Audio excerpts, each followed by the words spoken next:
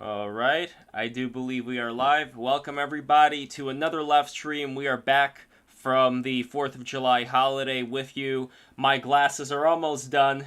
These boys are almost out of commission. They're barely holding on with this piece of epoxy over here. So hopefully they're going to be able to last this entire stream. With us, of course, we have the great and wonderful Giovanni Panicietti, who's what the Oh fuck was shit! that?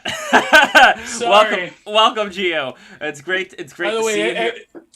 oh, shit. It's because every stream I'm downing carbonated water. That's fine. Yes, and I want to find out. There's somebody named Julian him DSA inside our waiting room. I don't know who. That's probably Alexandra. That's probably it. Probably is Alexandra. So let me let her in. What's the worst that could happen? Okay, the worst that could happen is somebody's just gonna be porn bombing this stream, but I bet it's her. Let's see. Does that look like Alexandra or Alexandra's room? I'm Let's seeing see the Tame Impala tapestry. the. The chances that this is a woman have gone up exponentially. Oh, brutal! Fucking brutal. Oh boy! Well, All right, she's so gotta watch out. I mean, she's like, notice how when she streams from her friend's room there, she's got to have like one eye open all the time. It's because being with around DSA men is kind of like, gotta have one eye open. So. Well, oh, I mean, that's the rape nightmare scenario, right? they're like that Stone Toss comic with the predators in disguise. Yes, Right. predators and their skies in their natural environment. So yeah, I hope she's gonna come. I think she's gonna be kind of like coming and going today. But I am still working on the Muskulls thing, and so Slav, Hopefully more have you? coming. Yes, hopefully. Have you seen have you seen this before or no? This thing over here. Yeah, so Sorry. I'm an incredibly paranoid person, and so before coming on, I watched. I mean, I'd seen bits of your guys' streams before, but I watched a couple in their entirety, and I've seen the progress of this piece you're working on a little bit. I like it. I was actually hoping that you would kind of pill me on NFTs a little bit, because this is something I'm a little bit ignorant on. Not that we need to jump into it right now, but yes. Well, they're I'm familiar. dead soon, so it's. I mean, look, I don't know if they're dead or alive. This is just one more opportunity I want to use to be able to draw things and make money from it and spread it around to people at the same time. So Cope. that's Gio. What the fuck do you want me to say? What the fuck do you want me to say? Okay, I don't have a crystal ball. I don't know the future. All I'm gonna do right now is just draw this monstrosity over here with all these details, with this old man with these deer horns sitting on top of this manic guy over here, who kind of reminds me. Like, when I look at him, he reminds me of Doug Walker, aka Nostalgia Critic, because I was recently reading through the old dreams that I had back in 2019 in order to use them, on Twitter. And one of the dreams that I had, it had Eric Andre, and do you remember that guy who played was he like the police chief, or, no, he was like the head investigator in The Wire, in HBO's The Wire. He was this black dude, very skinny looking. I'm trying to remember what his name is. Lance Reddick. Maybe, yes. Maybe it is Lance The guy Reddick. who has the very, like, hello, it's me, the police. Yes, Yeah, yes, Lance, exactly. That's Lance Reddick. Excellent. Okay, so Lance Reddick and Eric Andre were policemen who were shooting like neo-Nazis in my dream. And Doug Walker was like... Ethnic revenge fantasy. Oh, God, Directed by Quentin Tarantino. Doug Walker was like this manic, crazy, kind of like a Looney Tunes character guy dressed up in a SA stormtrooper outfit, and he got shot by one of them. It did Looney Tunes, like, be very quiet, I'm hunting blacks. Oh, God. That's horrible. Well, according to what's her name, the terrible one, Nostalgia chick. Oh, yeah. Oh, is this Is this Lindsay Ellis? Lindsay, Yeah, according to Lindsay Ellis. Doug Walker might as well be a Nazi. So that's. Oh yeah. Wait, but I thought that they were in good relations. She was a big part of the show. No. She when the whole thing went down, when like all of them were like basically felting him all at once, she like kind of threw him under the bus and implied that he was kind of like a creepy dude behind the scenes. Or are you telling me that people that like go to VidCon or whatever are just like a fucking circular firing line? Because I never would have thought this at all. Yes, these fucking biological dead ends that wouldn't know art if it bit them in the fucking ass. I'm sorry. I need to keep my powder dry a little bit. We've barely even gotten into the fucking stream. We're gonna save some for tonight too. Holy crap! Yes.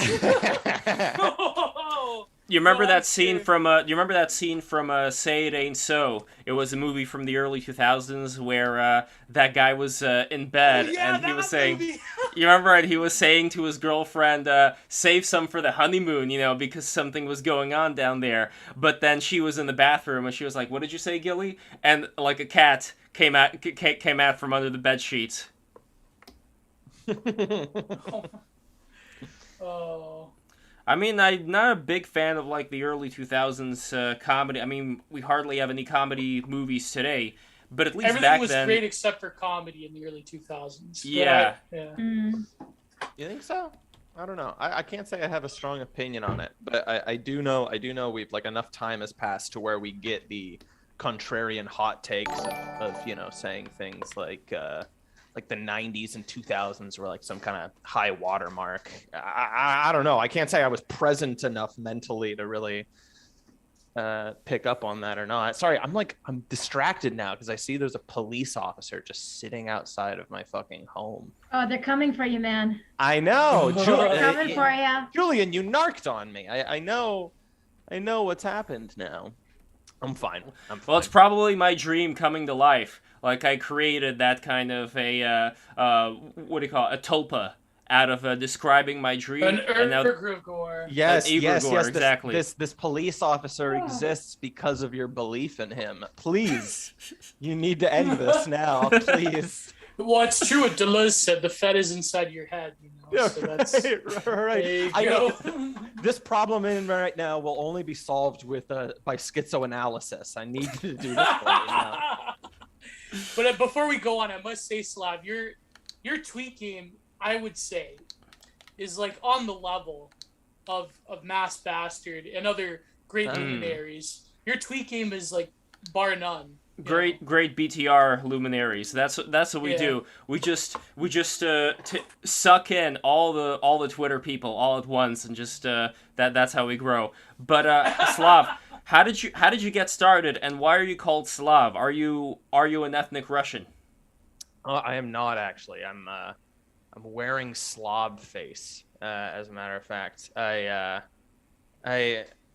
I'm so distracted by what's going on here right now. Is there a crime? What's going on? No, this is like the absolute worst timing. It's like the second you guys ask me to start talking about myself, it's like there's just some shit going on outside. Well then be the narrator for the shed, and then you could talk about yourself. What exactly is going on? Because if it's so interesting that it's catching your attention, then it should be interesting to us as well. Yeah, can you put a camera on it? And like, what are you hiding, anyways? Like, what would the police even be interested in? I have no idea, but as I said earlier, I'm an incredibly paranoid person, so I just can't even help myself. Okay. My name is Slav on Twitter, just because, like, in the rich tradition of posters online, I just kind of made a kind of pun-like username. And so Slav is now shorthand for my previous display, which was a twist on Slavoj Žižek. It's now Slav. There you go. Yeah, many such cases. And that was kind of, inseparable from my branding. So I maintained Slav. I'm very much a waspy bastard, but that's unfortunate. Yeah, well, it's we all have our crosses to bear. You're a dying species. You gotta respect. Yeah, you know, I mean, this country used to belong to us at one point, but yeah, that's. Then Levin Alexander's people took over. Yeah, that's right. I'm kidding. I'm only kidding. Yeah, I mean, it died with the Bush family, right? But yeah. Here, hold on one sec. My paranoia is getting the best of me. I'm gonna be right back. Hold on. All right. Oh my God. If you Okay, hear while- gunshots, like that'll be it. All right. While Best Slav CTR ever. while Slav is investigating the scene, Alexandra, who is Julian? What's going on here? Oh, What's this no. name? Julian's my friend. Okay, now Just a I friend? thought it He's a was. he, him friend. See, Oh God. see, I thought this was a joke that you intentionally did when you wrote down Julian he him. I really thought this was a joke. It's not a joke? Julian. Wait, it's not a joke. This is serious. This is like somebody actually wrote that. Shut up. Okay, I'm changing it right now. Shut up. I Oh don't my know how. God. Wait, give me a second. Give me a second. I don't know how to change it. Like, just change it for her. Don't. Oh God. I'm drawing. What do you want me to do? I'm trying to get this fucking beak I love over how here. you like inconveniently forget your hosting skills on the button. Like whenever like the best thing that cracked me up was the very end of that clip from the I think it was the Christmas stream where I was going on about that one like paranoid schizo Christian website about Scooby-Doo. And at the very end, you were like, I can't do anything. It's Geo's time right now. I can't. It's like I was just digging my hole even further, and you're like, I can't do anything about it. Like, what a bastard. Oh, boy. Oh man, thank you for reminding me about Scooby Doo. By But the it's way, true. Scooby-Doo is satanic, occultic. Never mind. I'm not going to do the bit. Wait, he is? Okay, because I like deeply identify with Velma, so like, what does that make me? Oh, you're one of those. Yeah. well, according to that Landover Baptist website, Velma was a bull dyke. Oh, fuck. So no can do. Oh, All No right, I'm can back, guys. Scooby-Doo. Belted. Welcome. By the I'm way, back. I evaded arrest, and so we're good. Nice. We're good to go. excellent. Nice. By the way, it turns out that name that was on Alexandra's thing, that wasn't a joke. That was actually somebody wrote that. Shut up! Shut up! Shut up! Shut up! Oh, is this like someone else's computer you're on? Yeah, That. 'cause I'm at my friend's place, and this is his computer. Oh shit, you're in the fucking belly of the beast, DSA. I'm sorry. I hope you're holding up. I hope you're holding up. I'm fine. No, shut up. Everybody is so judgmental over here. I swear to God. Blink twice. Blink twice if you're not safe. I'm just fucking with you. I'm just fucking with you. So, how, what were we Hey, look, saying? I have a little rainbow flag to wave, okay? Yeah. Yeah, You're like- absolutely. Painting you're, it above the doorway to your house. God damn it, Slav! You took my fucking. I was just about to say it. You fucking took it right out of me, especially because. It's Especially- almost like we're all drawing from the same cultural pool, and we have We kind of nothing are. original. We kind of are. One of my friends said that after a while, you just keep posting like everyone's already said something a million times. No, sorry, it was Sam from System of Systems podcast, my good friend. He's like, after a Respect. while, yeah, respect Adam, Lair, and Sam. Like after a while, everyone just tends to say the same. Like, yeah. Well, I wanted you to complete your backstory about how you got involved in the internet, how you got involved in the Fedpost. Yeah. But like, for example, the fucking dating thing that happened. Sorry, I'm just like putting on my. Ooh. Yeah, I just have to. Hold on, let me do a big screen I This here. is great. This is great. I want to say, by the way. Oh wait. It'll display. Do I need to shut up to display a painting? Yes, you do need to shut up for it. Yeah, That, people I can told you I slide did on my the fucking side. research. Okay. So I'll shut up for a sec. I want to see this. all right, Geo, talk. So no, I just have this quick pen and ink sketch that I'm doing as part of a series of Nice. works I haven't released because they're going to go into with a it's going to be a visual essay, a bunch of different paintings in Men's World issue 4. So I couldn't do it in time for. Just came out today. Go to Raw Egg Nationalist account. Just came out today. Volume 3 of Men's World. but this is definitely along with, I would think, I already have 6 paintings done. This is going to be 7. I'm aiming for around maybe 9 or 10. That's going to be part of a gallery and with a visual, with an essay accompanying it in Men's World issue 4. So this is, I got kind of lazy doing it with pen and ink, but I'm just going to do like really, really fine color glazes over it, and it'll be good. They're all abstract works, and the concept is I'm taking photos from different, you know how Bronze Age Pervert does that series, Handsome Thursday?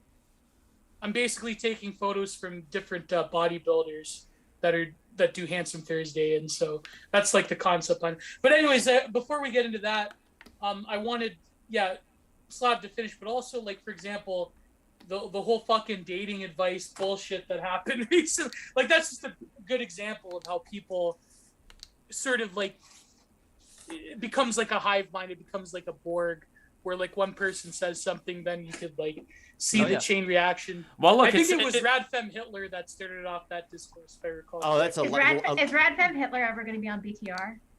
Oh, maybe we could make it work. I mean, yeah, let's see what happens. I mean, Yeah, look, you can I have get to be very cautious when it comes to. What? I got to be very cautious when it comes to balancing out bringing people on who are like more highfalutin, and then when I bring on somebody who has Hitler in their name, you know, like it's a balancing act. It's ironic. Also, I know it's ironic, but it's also a balancing act of having to do all this stuff. You know, like when you're in Lev's shoes over here, having to corral in a lot of these IDW people together with the extremely online people. You got to DJ well. You got to make sure you dance to the right beat here. Just not have any IDW people on, because there you go. that's just a cancer risk right there.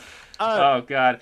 Why don't people like the IDW people? Is it because they're boring? What's going on? Libs. Because they're libs. Because I mean, it's professional designated losers. I mean, I don't know.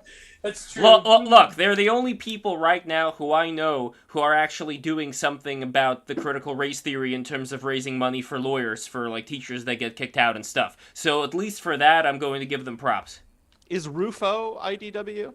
Yes and no. I thought he was like, I thought that was like the big question mark right now. It's like the Mario Kart box that you hit and then it does the roulette and you're waiting for the item to get spat out. Like, I thought that was the situation with Rufo. I don't know. I don't mean to be too mean on any IDW people. I'm certainly not trying to win any like petty points. Sorry. Well, Claire Lehman I switches don't know her what opinion. IDW means. Intellectual dark web. It's kind of like Or this. intellectual dork web. It's also a comic book publisher. It's yeah, well, right. IDW is like a comic publication too, right? Yeah, no, I mean it's like your Sam Harris's, your Dave Rubin's and all that. I mean, I maintain that Jordan Peterson is like just fine. But well, Dave Rubin is pretty cringe. I mean, when it came to his earlier Joe Rogan interviews, the kind of things that he was talking about, and talking about how Candace Owens was much more influential than Kanye West to the black community. He got fucking felted right off the bat. So I know what you mean, and also I think a lot of them are, here comes the key word, Gio, beating a dead horse. You know what's coming. You know what's coming, right, Gio? Yes, let me just, here it is. Mr. Hands. So for all the newcomers who go on here, and that includes you, Slav, this is a drawing I always bring up whenever the word uttered by me or anybody else of beating a dead horse gets mentioned on the stream. As you can see, it happens quite a lot. So this is Mr. Hands that I drew, and it's a dead horse that's being batted, bonked in the head by this cat drone. And then we have like this little kid in here in the pouch who's alive. It's a marsupial. It's a marsupial horse, exactly. And these breasts, they're also alive, but they're kind of dumb. Like, the only thing that they could do is live. So eventually, when this horse grows up, the horse has to actually feed these breasts by, like, getting milk or, like, other food items from somewhere and feeding them. And eventually, he gets so pissed off that he has to take care of these self-aware breasts that he just starts beating on them. And that's the story of Mr. Hands. So one day I'm going to turn this into an NFT too, but until then I just bring it up whenever I or somebody else says the phrase beating a dead horse. So you'll anyway, do that when the world's ready for it. I'll do that when the world's ready for it. So, but in terms of beating a dead horse, I think like a lot of these are talks about all the critical race theory stuff and all that. It has gotten so stale that whenever we see people talking about it, it's like that's the this tactic, again. Right? That's how conservatives lose consistently all the fucking time, because they're not Machiavellian about it. Because what'll happen is they'll keep talking and talking, and then it'll become like a Fox News segment, and then people will dismiss it and be like, that's not how it is. But also just the sheer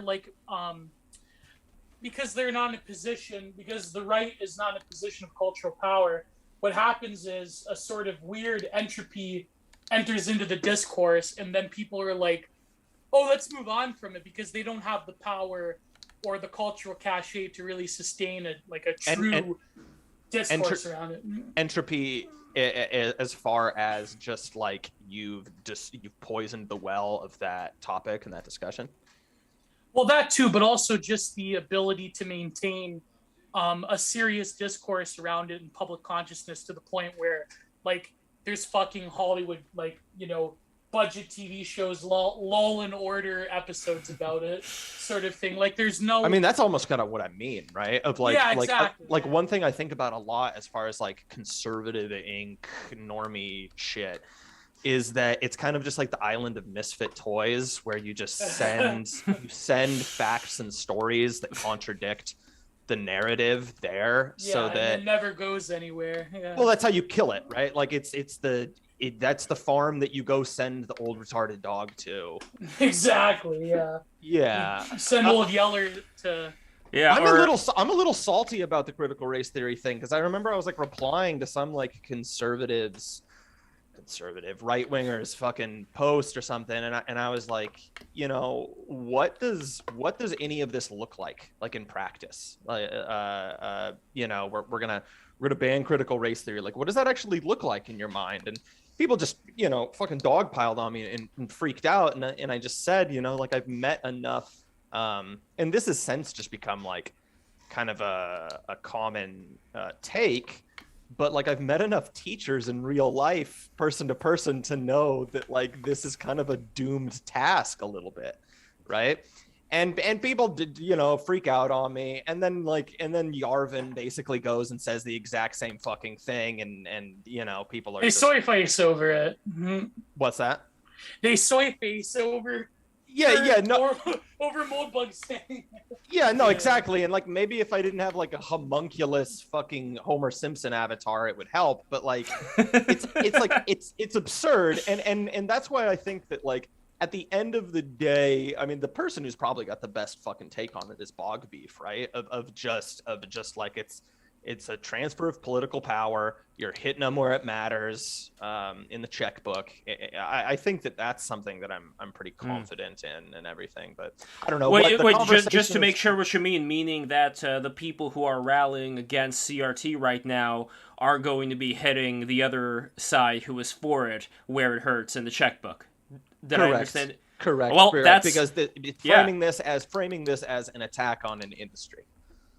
Sure, well, that's exactly what I was referring to before as well when it came to that organization fair. So, as Gio knows, I've been in touch with a lot of the people from that organization. I went to the party that they had in New York City, and it's made up of people who are, not the poorest people on earth, who are actually able to put in money where their mouth is. I only consenting to this if it means we're not going to get banned from YouTube. Jesus Christ! It'll be harder for them to ban us. That's the only reason.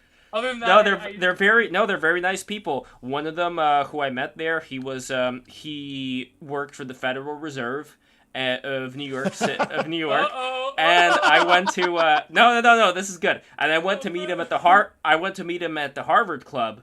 And it turns out, Jesus Christ, no. Are you a fucking Pynchon character? What is going on? Hold on. I didn't even get to the best part. Okay? So I met him at the Harvard Club, and it turns out that a friend of his there, when I was speaking, she said, "Wait, aren't you Lev Polyakov?" And I said, "Yes." And she's like, well, it turns out that she's a family friend, and I wasn't even aware of that. Like, I had no idea. And now he knows that there is another connection going. Like, I'm not just a stranger. I'm somebody who, his friend knows, my family. So it's a very interesting dynamic that's going on right now. Anyway, to make a long story short about that, he is now reading Murray Rothbard's The Case Against the Fed because he wants to eventually come on BTR and debate the Fed with Gene Epstein. So, Very nice. yes, this is the butterfly Holy that crap. creates the that creates the earthquake. I'm just this is how it along starts. for the ride. I don't know what the fuck. I don't know what he does from day to day. Dude, right place, right time. I love that. That's how it always works. No, Slav, I'm not kidding. Like, I really do feel like I have the mandate of fucking heaven, however you would, call that. Just because the things that have happened in this life, since I was born, there's no explanation to them. It really does feel like, kind of like, from Game of Thrones or, whichever movie you want to think about, where certain characters are put into certain positions at certain times in order to trigger a certain event. I don't know, what would be the right way of calling that? God. Okay, yes, God. Yes, exactly. So yeah, dude, that's great, man. That's great. I'll fucking tune in on that one for sure. That should be a very exciting one. In the meantime, though, while that's still, somebody wrote it's a big club and love is in it. No, I'm not. I don't know what you're talking about. I'm not in the club. I am in the National Arts Club, which I know. Slav, do you know about the National Arts Club? I do not. Okay, the National Arts Club is a private club in New York City that's existed for... Get ready for a lecture. No, it's not a lecture, just a couple of centuries. It was the oldest art club in America. Yes, thank you, Gio. Oldest art club in America. It was owned by Samuel Tilden, who used to be the governor of New York City. Anyway, to make a long story short, it is a private club that I've been a member of since 2009, and I'm also the chair of the Art and Technology Committee there. And we've had guests like Graham Hancock and Neil deGrasse Tyson come in. Oh, did you meet fucking Neil deGrasse? Did you meet this fucking sicko? Did you meet this guy? I met Neil deGrasse Tyson. How was it? In fact, did you shake his hand? I gave him and his wife a DVD of my animation. That's awesome. This is just as bad as J.F. Garepi going with Richard Spencer and Spencer finding out that he took money from Jeffrey Epstein. This is just as bad. No, look. I'm like Richard Spencer right now. Gio, this is me. I'm realizing I'm 1 degree of separation away from the Great Reset right now, and I'm terrified. That's why the cops were just outside of my home. Lev, you need to tell me now. Well, this actually, is terrible. This is falling apart right now. Speaking of the Great Reset, we did have a guy from the World Economic Forum for one of our Break the Rules episodes, and Gio. I recommend watching that. That was actually pretty. Yes. How long have you guys been doing this? A year. A year. Well, I've been doing it for a year, but like Lev is. Well, no. The original. Okay, so originally I did a video series with Jules, but it was different from the stream in the sense that it wasn't a stream. It was just like me and Jules Hamilton speaking with different people, but it never really took off the ground. So one day after playing, not playing. I don't know if playing's the right word. After tossing the coins around in a round of I Ching. Are you familiar with the I Ching? Oh, I throw a little I Ching.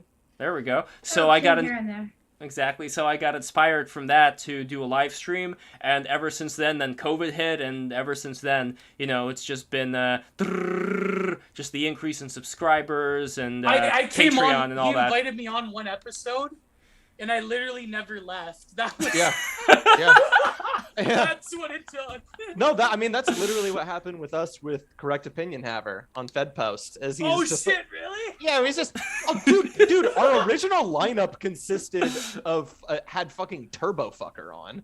And like man. Oh yeah, it's completely, it just happens, right? I don't know. I ask how long you guys have been doing it, because you guys are just like, I don't know. I don't want to be a kiss ass or anything, but No, it's all right. You guys we all got to do the job. No, I know what you mean. I'm just hoping to break I into. Just came, like one day I showed up and like literally it was the green line stream, And like literally, Lev was like, maybe you'd be good with this person. That, and I'm like, I literally never left. That was. Right. Jesus. You're like Nick meeting Jay Gatsby. You're like, I'm not gonna fuck this up. I'm in. I'm in. You got to work on your transatlantic fucking accent. I have to work on my William F. Buckley. Gio, by the way, as you know, I'm not gonna talk about this on the stream, but as you know, that reference is, no, I'm not gonna get into that right now. Anyway, why don't you get into it? No, I'm not gonna get into it. I'll get into it now. No, I'm not gonna get into No, I'm not gonna. Come on, Lev, you open up this can of worms, bro. No, this is a hard no. It's a hard no with a capital N. Okay, that's how hard of a no it is. Honestly, dude. Work, dude. Set up those boundaries. I respect that. Thank you. Anyways, the most important thing, I believe we were talking about me, right? Yes. Oh, so sorry, I forgot. Yes.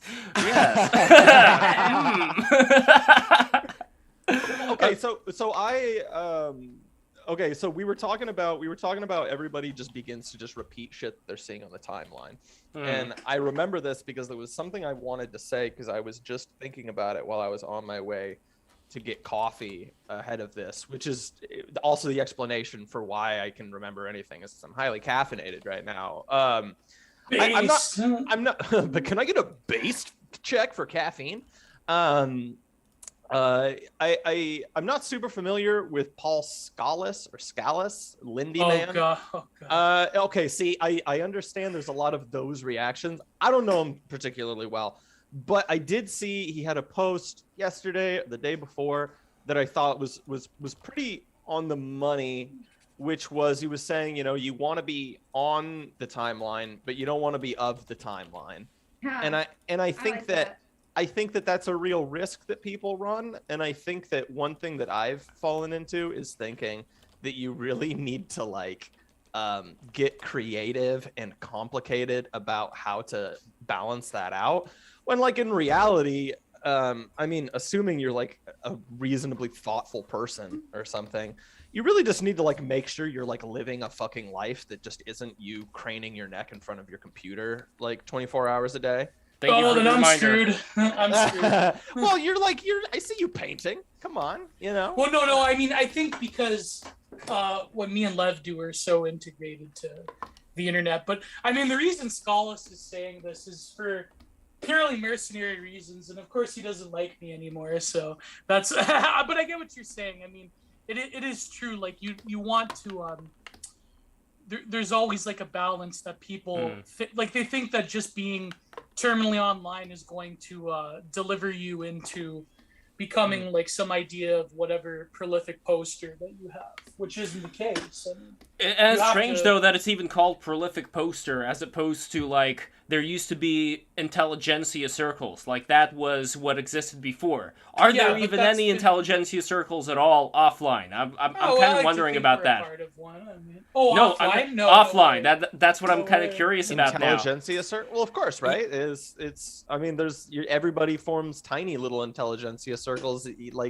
Yeah, but are they intelligent? But are they intelligentsia, or are they just? I don't know. See, it's a difficult subject because I think that there are certain objective intelligentsia circles you could look at in the past where you could say yes, these people, they were in this very important circle of people whose decisions ended up changing history. Right. And today though, if we have just a bunch of people that are grouped into these little clusters or whatever, it's what the fuck are they talking about? Maybe it's out there to the same extent, or maybe it's just incredibly shallow and it's just mostly all these consumer NPC people who are just, and look, we're partly NPCs as well because we're so affected by the internet. But you know what I mean? I am curious, how much. Yeah, there's a hedonic treadmill that we're all. Yes. Well, I think that I'm far from the first person to point this out, but I think that just the absolute sustained manic screeching from the press and just media generally is partially a reaction to that of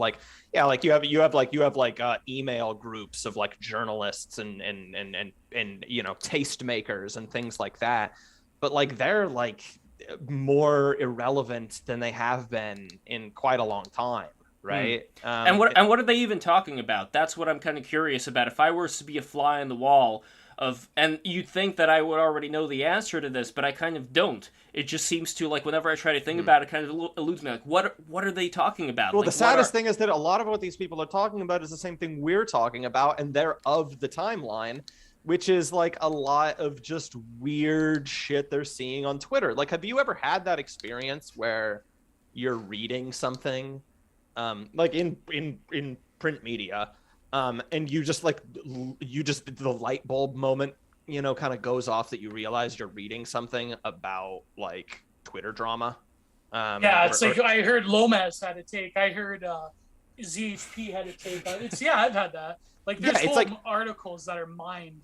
Yeah, I mean, yeah. like, I mean, like, I think, like, I mean, to be honest, like, what, like everybody's talking about Tucker reading, the big, Martyr Maid thread. Yeah, the big thread, right? And like, I find that as a little bit more of an understandable example, but yeah, I mean, it's like the snake is eating itself, right? Yeah, but what about philosophy? Like, how many people talk about, other than, let's say, this is like, by the way, why Geo stayed? Because I really appreciate Geo's philosophical takes and inquiries that I don't know about that. few people, yes, that I think few people possess today.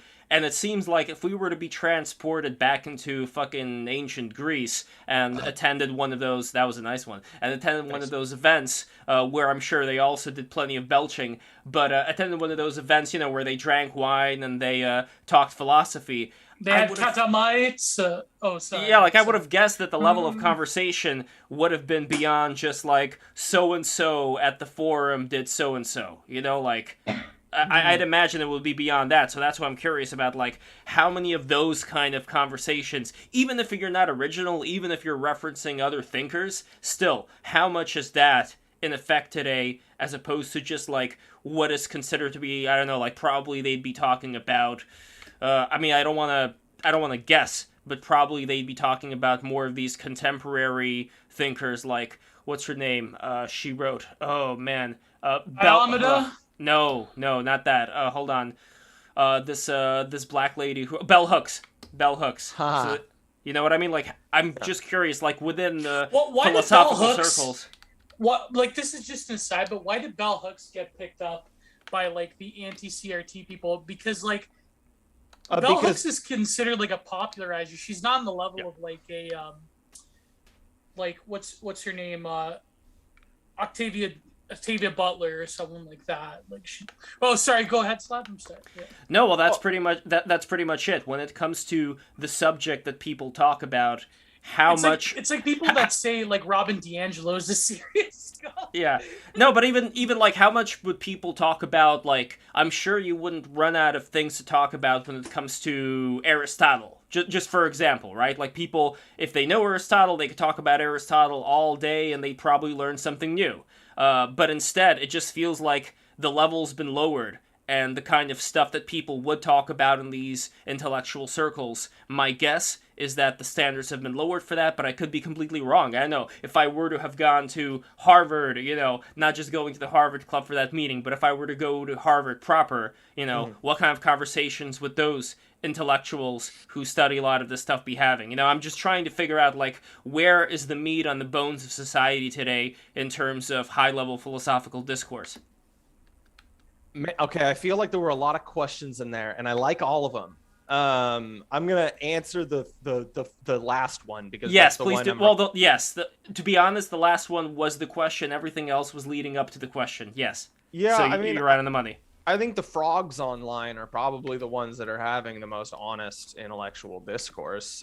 Like, I think Isn't that fucking terrifying, though? You know, true. I don't. Okay, all right.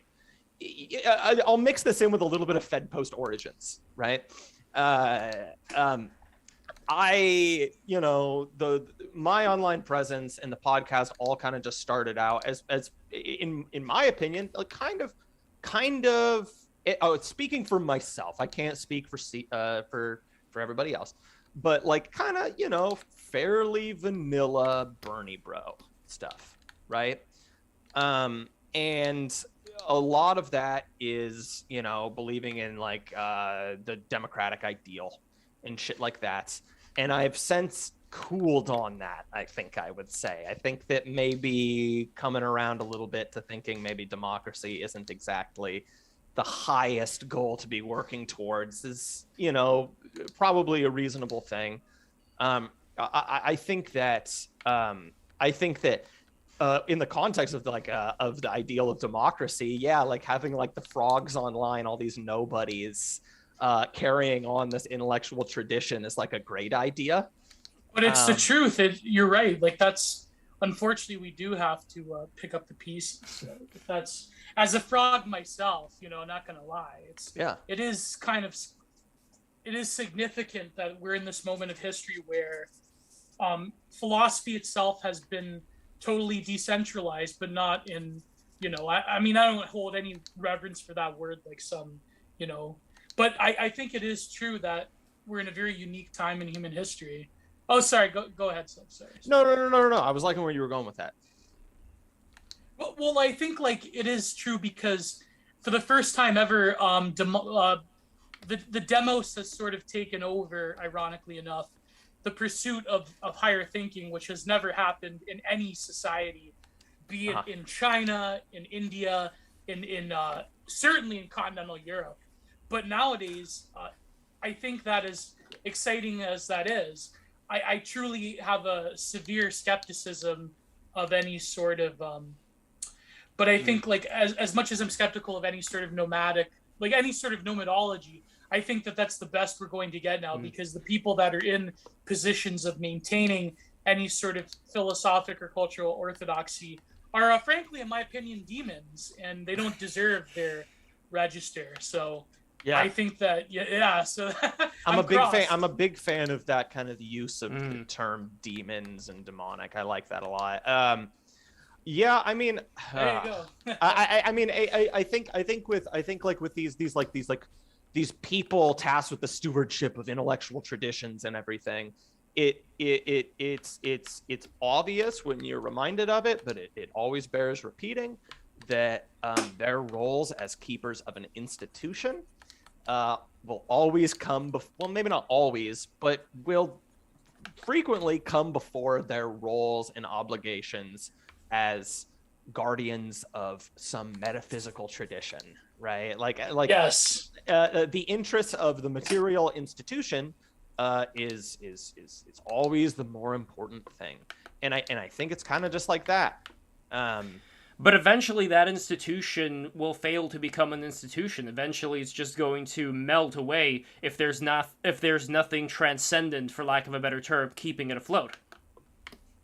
Like, I'm not sure how long the joke's going to go on for if all of a sudden we have people who are completely underqualified to be able to carry the torch. I mean, that's my criticism. Go ahead.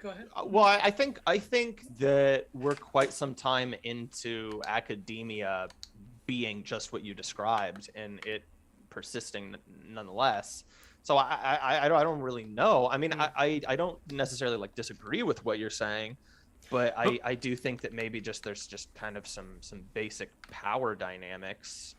Well, there is a plus side now though, because before, if there was some kind of a, let's say, there are certain places where you couldn't really get ahead. Like, let's say in imperialist Russia, there was a very strict class system. Even after the serfs were freed, they couldn't get certain jobs. Like, they were stuck. Like they could only upgrade to a certain job, and then that's it, no more. But there are, from what I understand, certain places in Europe where you could kind of like start from a lowly position and then rise up the ranks. And again, class also played a big role, but still, there were certain ways to break out of that. And so when it comes to today, we do have sort of a meritocracy when it comes to all this information being available for anybody to just grab at and become a scholar without having to go to any fucking university and make themselves known through Twitter. Of course, though, that universalization of education has unfortunately meant lowering in the standards and qualities of education too, right? Yes, exactly. So, I mean, the C's get degrees being kind of the general policy for everyone, and that, I mean, there's, I mean, you But who sets that? But who sets that level though? The one you're talking about that's being lowered. Is it the institutions we have right now, or is it the people who are talking amongst each other on the internet? For which my hope, at least, is that there can be like rings within rings where the deepest one can actually be of the same level as like the highest end discussions were had, centuries ago. But I could be wrong.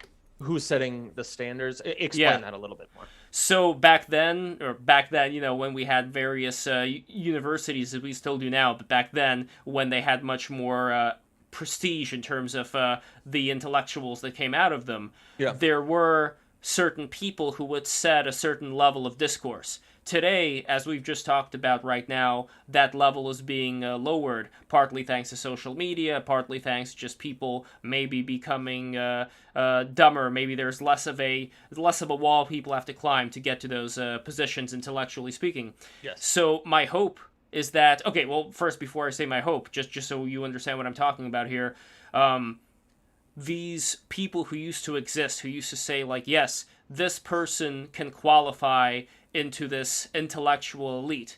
Today, I think that they're a little bit more lenient, and they give a lot of credence to things that are absolutely like naked emperor tier. Things like we were talking about before, like CRT and all that. But the point that I'm getting to is that with the internet, my hope is that there are going to be some people out there, some groups out there, who would emulate to the best of their ability just like the most intense, the most rigorous academic qualities, intellectual qualities. So that's the one silver lining I see if something like that does exist. So I'm curious what your thoughts are on that. Yeah, I agree. I think I think that's a good point. It sounded a good example of this that I see. And I think just regardless of, I like him, but regardless of anybody's individual opinion, I think that Bronze Age Pervert is a pretty strong example of somebody that just like, the guy showed up, the guy just has a fucking voice and a style, and he posts shit that people like, and the cream rises to the top. And I think that's, is that kind of what you're saying? I'm There's just some hearing people that believe, yes though, and that no.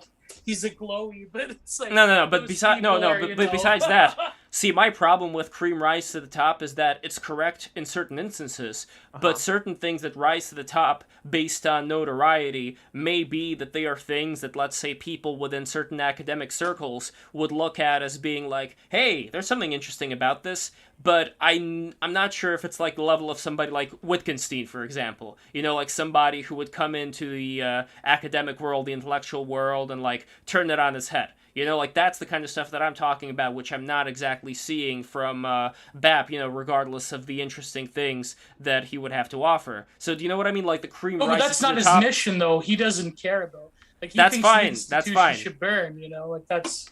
So did a lot of other people who made a very important mark in intellectual society. I'm sure many of them said the same thing. Okay, okay, I think I am, and this is, I think I still might be struggling a little bit with the premise then, because are we talking about people coming up to reform these institutions and shake them up? Well, okay, I think that the institutions as they are today, I don't think that they're going to be reformed. What I think will happen is there's going to be a new intellectual elite rising through various things that'll happen online. I think online is going to be the place where a lot of these institutions form. And you don't think that has very much to do with kind of like a truth in what these people are putting out, like a cream rises to the top kind of thing. So how do you conceive of them, like, kind of, we're talking about a counter elite at this point, right? Sure. And them. So what does that look like nuts and bolts wise in your mind? Okay. Well, when you're talking about truth, there could be a truth of saying that, I'm just going to be very base level here, the truth that, like that this person is, just some kind of an idiot, and you're propping her up to be some kind of sage. Now, that could be a truth that a lot of people can agree on. Or another truth you could say, like, well, we're at a much, we're a very fallen level compared to before in terms of strength and honor and all that. Sure, you could say that that's also a kind of truth that people would go, would rally around. But what's missing for me is that I'm not exactly seeing anybody look at this and, like, Bap, for example, look at Bap and try to take him apart at a high intellectual level. Like, I am curious if somebody like Wittgenstein... People have tried, but they failed. I don't know if they're good enough. But here's the point, just so you understand what I'm getting at here. There's that one weasel in American Mind. I don't know. Yeah, but I'm not talking about those people. See, that's the problem, Gio. You're talking about just. This was, all right, but was his name Williamson or something? I don't know. All right, I'm sorry, Lev. I definitely want to hear what you're saying. 100%. Yeah. Okay. Here we go. Okay, so whoever Gio was talking about would go after Bap. My problem is that those people are also like, they're like a level 5 Pokemon that's taking on a level 17 Pokemon, while the people who I'm talking about are level 100 Pokemon. Do you know what I mean? Like, that's the example I want to use. And who are you talking about? Who are the level 100 Pokemon? Okay, they would be like, like Wittgenstein, like all the people who existed at that time. Like, if we were to take a time machine, go back in the past, like Aristotle, Plato. Gotcha. I'm talking about like those high-level motherfuckers that don't seem to exist as much today. And when you say cream rises to the top, a lot of that cream rising to the top based on partly unpopularity, it does not necessarily mean that these can objectively be said to be like these great intellectual minds. It's more of like when you deprive somebody of water for a long time, like a drop of water or a cup of water is just a... All right, Alexandra, see you later. And don't forget about that. Lovely talking to you.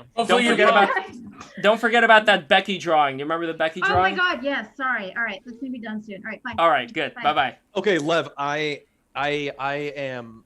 It's what the point you're making is crystal clear to me now. Excellent. I totally get it. It's funny. As a quick side note, I'm a West Coaster for life, right?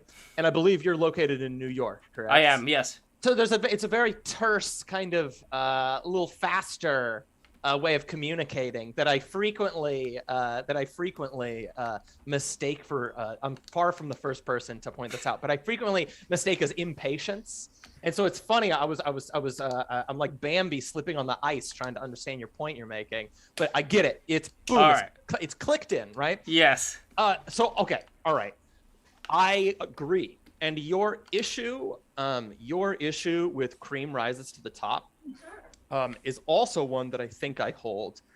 And I think the main thing that I would say, because I heard you make a point about a couple times now about what's the word I want to use here? Edginess, but not just edginess. Doing something that is subversion. Oh, these people gained attention, notoriety. You said notoriety. Yes. These people gained attention through, shit posting. But not even just shit posting, right? Because I think that you can be a wholesome, cozy shit poster, right? But just being the guy who goes and just like calls your basic American mind people pieces of shit, and you're standing on a bed of roses because of that or something like that. And I think we can probably imagine that there's not a lot of meat. There's not a lot of meat on that bone, right?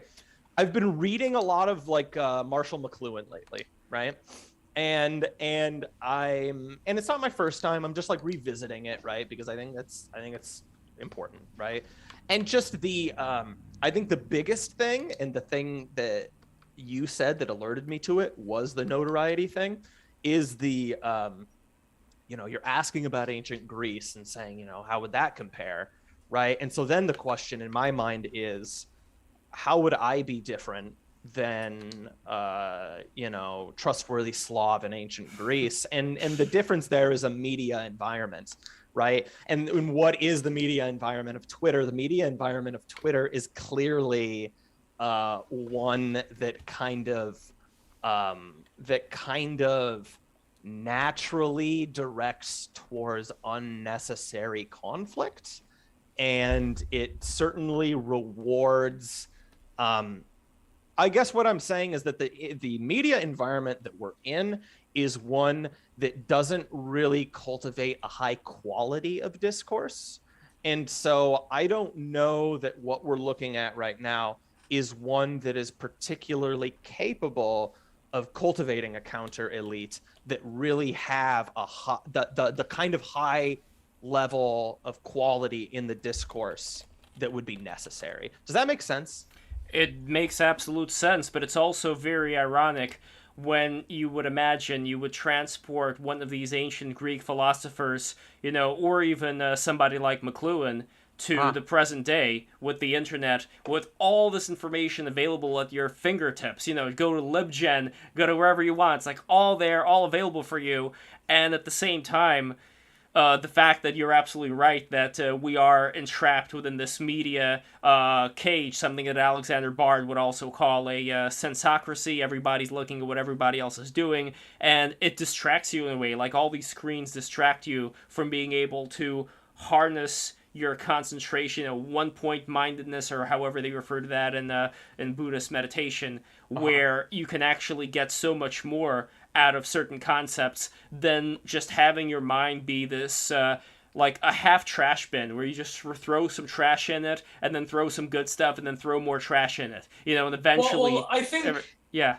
No, to be clear, I think I have my criticisms of BAP, obviously. I think certain concepts he stretches or whatnot. But at the same time, I'm of the opinion that it's sort of refreshing that someone can, whether people think it's organic or not, just let's say for the sake of argument, that he could come about and really change to the point where even people in the quote unquote mainstream are referring to him. But that being said, I think the problem is not that. I would say that education now is even more elitist in the sense of there's no aristocratic spirit, but there's certainly a professional managerial sort of credentialism that there it is. trends towards forms of elite sort of placement within certain institutions that favor people that probably would have gotten ahead maybe 10, 15, no, maybe 30 years ago. Mm-hmm. But now we have different forms and different concepts of elitism within education that the bugocracy is in itself a form of brutal totalitarian displacement of certain natural aristocratic spirits, if you will. But what it's replaced but what it's been replaced with is a form of abrogated inverted elitism that really isn't solving anything.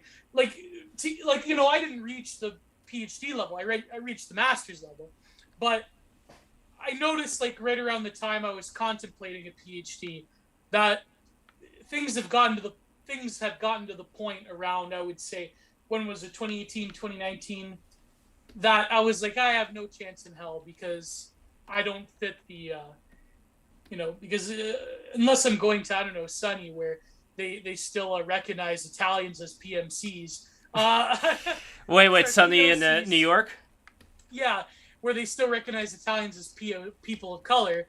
I really don't have a chance of getting ahead very much in certain, but that's, I think that's the experience of a lot of people nowadays, where they don't really see the benefit of wasting 5, 6, 7 years on something that isn't going to, unless you're connected, unless you're sort of one of the people that is known, for various connections, then it's what's the point? Even Justin Murphy was saying something similar, because he had the experience of coming from a working class family and then going through a doctorate and then realizing that he's not part of the club even with his credentials. So it's but then what's the point of the club if the club will end up becoming like a body without blood? You know what I mean? If the club becomes something without that essence inside of it that makes it move, then it's fake. It doesn't exist anymore. That's Well, the problem. They don't care anymore. I think that I I don't know that I have a firm opinion on the club, but I do think that there are clearly times in history when the club was absolutely, when it was healthy, would be a great asset to an intellectual tradition. I think that, again, like right now, just given that it's just like it's like a Tyson chicken, it's just bloated and just sickly and terrible, and it's that was a great episode, by the way. I was listening to it. Oh my gosh, thanks so much. That's very flattering. It's I know I was happy with that one. I think that right now it's probably one of the biggest impediments to like a healthy intellectual tradition. But I think that, like, I mean, I generally just think that centralization of these kinds of things is a really helpful thing a lot of the time. And there's my train of thought. It's dead. The train has left the station. The train has left the station, unfortunately. Don't worry, it's gonna come back. But by the Sure. way, what do you think of these birds over here? These robot bird creatures? Well, so I'm getting the Pixar Planes vibes from them a little bit. I don't mean to. I'm sorry if that's an insult. Pixar is a high standard, and I see them as less robot planes, more like lizard, lizard bird creatures that are wrapped up inside these. A little bit like a pterodactyl. Kind of, yeah. And they're going to occupy an incredibly small, just so you understand the scale of this thing, they're going to occupy a very small part of this whole fixture, because look how small they are in comparison to the entire thing. Well, I love this because this reminds me a lot of, on one of your previous streams, I think Gio was talking about, or maybe somebody else was talking about, someone referenced the cover for Sgt. Pepper's. Mm-hmm. And talking about how you have this big mural and it's huge, but there's all this granular detail here and there. And I remember I had one of those. I know that people online like to make fun of The Simpsons as some like petty bourgeois cultural artifact. I like, my eyes roll to the back of my head when I'm repeating this horse shit. But I still love The Simpsons. Well, I don't love the modern Simpsons. Not current Yeah, I know. Well, would it be fair? Right? Would it be fair to say that you simp The Simpsons? I say. I think we all sort of have a cultural memory of The Simpsons as a millennial. I think that's. Yeah, I mean, like, leftoids can have a field day with this, but like, I unironically feel the tender feeling towards The Simpsons of like a kind of later American culture Rockwellian kind of thing that I get from it. And if people want to say that I'm some middle class ghoul, that's completely fine. But now, would you also say, though, for the people who talk about The Simpsons re-emphasizing the stereotype that's still being played up today of the father being this absolute idiot and the mother, being the... Although I wouldn't say that Marge is always clever either. I think personally, King of the Hill did a better job in that, where the mother was also kind of like an idiot and the father was, a little bit, he was simple, but he knew what the right action was to do. So that kind of went counter to what the Simpsons did. Well, the Simpsons started off as the counterculture to the, yes, Norman Rockwell-esque Leave It to Beaver type of culture. In my mind, the biggest example here is just the portrayal of Flanders. Yeah. I mean, yes. And now they made him gay. They ruined it. What? Wait, did they? Is Flanders literally gay? Yeah. No. Okay. Yes. You didn't know this, Gio? No, what? Yes. Oh man, next season Flanders is gonna be paused up, dude. I don't like this. Oh no! I gotta Google. I'm looking this up right now. Yes, please look it up. I can't believe. Christ. Anyways, the point I was gonna make is that I appreciate. I hope Lev is just fucking with me right now. I mean, he's probably not. This drawing you're doing reminds me of the big Simpsons poster I had in my bedroom growing up, where it was the whole cast, right? Mm-hmm. And you can just spend hours staring at. There's a lot of posters like this, right? You can spend hours looking at it, and there's a little detail. I don't know.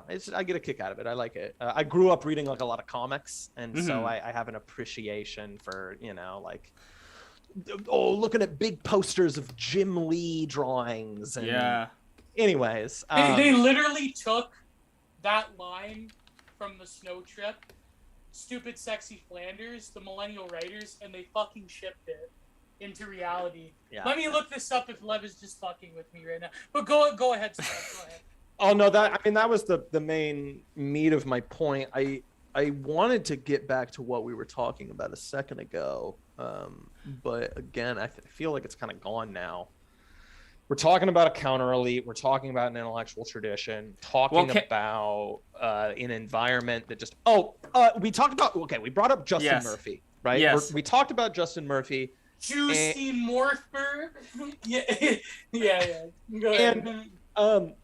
And look, this is my qualifier. It's funny. I listen back to my podcast and I hear so many ums and likes and qualifiers that I say, and it makes me want to pull my fucking hair out. And so I'm working on it, right? So I'll limit my qualifiers a little bit, even though this in itself is a qualifier. Oh my God. But I don't really go in too much anymore on the little mean girls style of internet discourse where people just say like, oh, I hate this person, fucking fuck that and all that. And I see that people do that with Justin a fair amount. I don't really know anything about that. I'm going to say something critical of him, but I don't fucking know the guy. And it's fine, right? All above board. What I was going to say is that I've seen a few discussions with him, a few appearances with him. And one thing that I see him talking about a lot, right, is he's one of these types, and it's pretty fucking common online, which is he was in academia, right? He was in it, right? He knows the bureaucracy, he knows the world, he knows all of that stuff, and he left it, right? And he's doing the independent media thing. I mean, kind of just like what Joe Rogan is to a newsman or like a radio host or something, right? Alternate media, except for academia, right? And I see him make appearances, and he's always talking about that, right? He's talking about something I heard him say about like a Nietzschean landscape for intellectual craft or something like that. And okay, sure. But I can't help but notice that like this is, whenever I see him talking, a huge chunk of what he's fucking talking about, right? He goes into this independent environment that we're talking about, and then his intellectual output is just about the environment that he's now in, and that's it's the next level. You know what it reminds me of? It reminds me of. Oh yeah, go on. Sorry. Just because it's my fucking hummingbird brain. I know. Yes, go for it. And I think that's the best case to be made for what I'm saying about two things, which is the upper limit of the media environment that we have, and two, the strengths of centralization with these things, right? Is that Justin, right? You go out, and the problem with being your own little independent university is that one thing you didn't need to do when you were in the university system is go out, depending on your position, is go out and shill for resources for the institution that you're a member of. You can just be in there and then kind of, latch on like a sucker fish and kind of work on the thing you're doing. And maybe I'm overstating, right? Because I was a dropout. So maybe I'm overstating these institutions a little bit. But if 90% of your fucking time is just doing the basic work of just sustaining your existence as an independent intellectual, that doesn't seem like a very good environment for doing intellectual work. That's true. Yeah, and that's just what the fuck do I know? But that's something that just always occurs to me when I see him talking about these things. And again, I otherwise don't know the guy super well. I'm sure he's a nice guy. I'm sure he has good output otherwise. But well, it's an interesting point you bring up with Justin. He has had I know he had John David Ebert on, who I really want to have on as well really soon. talking about Jung, I believe, and he's had very fascinating people on. But you are right that You stole my idea, Lev. That was my. What? You What? What did I do? What did I do? I told you to bring. It's my dream to bring on. Yes, Never mind. it'll come true. It's your dream. I know. Anyway. Oh, don't condescend to me, you motherfucker. Anyway, the point that I wanted to get to. Well, first off, it reminds me of this Tim and Eric Crimbus special, which I don't know, Slav. Hey, Gio, have some more Slav? Are you a Tim and Eric fan? Yeah, I'm a firm believer in I'm a firm believer in generally separating the individual personality from the creative output. Yes. I appreciate that too. Yeah, I think that Tim Heidecker is a pretty contemptible little sad bug man. But I think that they have a pretty impressive body of work, and I know that Sam Hyde is constantly talking about how they weren't an influence, but I think like if you like $1 Million Extreme and you don't like Tim and Eric, then there's something going on a little bit. That's my thoughts. No, I definitely agree there. When it comes to Tim's personality, I do differentiate the artist from, the individual from the artistic output, and I do consider it to be pretty artistic. Although I have a problem where I like Tim and Eric videos so much that I would show them to people and they would be like, "What the fuck is this shit?" But they don't understand. They don't understand. But the point that I'm getting. Ready for an hour-long lecture now by Lev. No, fuck you. There's not going to be any hour-long. Okay, there is going to be one thing though that I do say, which is related to this. That Tim and Eric had a Christmas special. They called it a Crimbus special because it wasn't Christmas, it was Crimbus. And Crimbus is supposed to be an office holiday on December 5th that you celebrate by having a Crimbus bush, which is like a round bush-like thing, with a wooden stem, and you're supposed to keep the bush trim and keep the bush wet, or else Winterman isn't gonna come and give you Crimbus gifts. But what I loved about the special so much is that the entire special was all an infomercial for the Crimbus special DVD, which was the show, which was the infomercial for the DVD. And you could see, like, it would go on to infinity. But the show itself was you know what I'm getting at, right? Like, is made of the right word? I don't know what the right word is here. But whatever it is, I think is genius. What is the special being? That the special that they created was all about selling this Crimbus special DVD, where if you were to purchase it, it would be the special talking about selling the DVD. It's kind of like when you explain the joke, it just never. Right. Sorry. Well, no, it literally. No, I'm terrible. My attention lapsed for half a second, and then the whole house of cards came tumbling down. No, I get it. I love the. It's very much.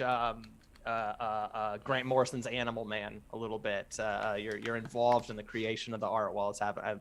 Yeah, exactly. Yes, of course. Yeah. So that kind of reminds you like when you were talking about performance.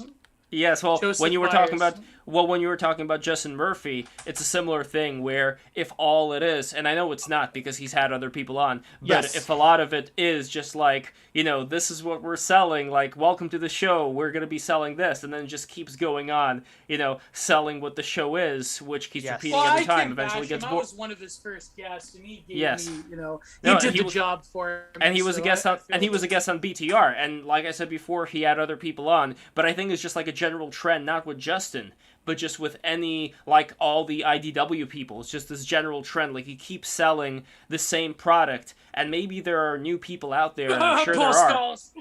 And I'm sure, and I'm sure there are. I'm sure there are new people out there for whom, oh my god, right now. Holy crap. Oh my god, this person's criticizing critical race theory. What's going on? What is this, spicy take that this person has that I was not aware of because I was, living within the real world, That's the other thing, by the way, like, we keep forgetting that so many of the people that a lot of these, whether it's Jordan Peterson or whether it's James Lindsay, when they go out there, they're not doing it for us. They're doing it for all the normies.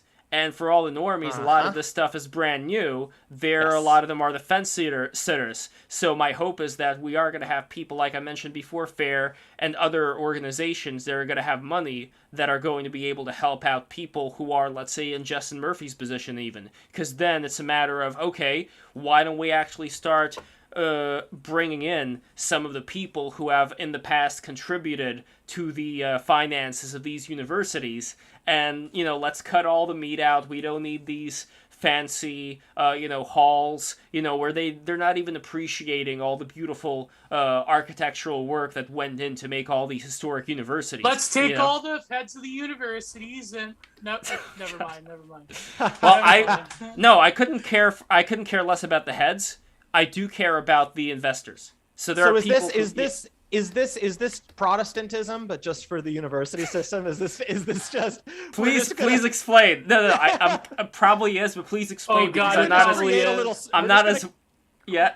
We're just gonna break away. We're gonna create our own church without the stuffy pageantry. And we're gonna have a nice service, and Barbara's gonna bring her little sugar cookies, but it'll just be in like an industrial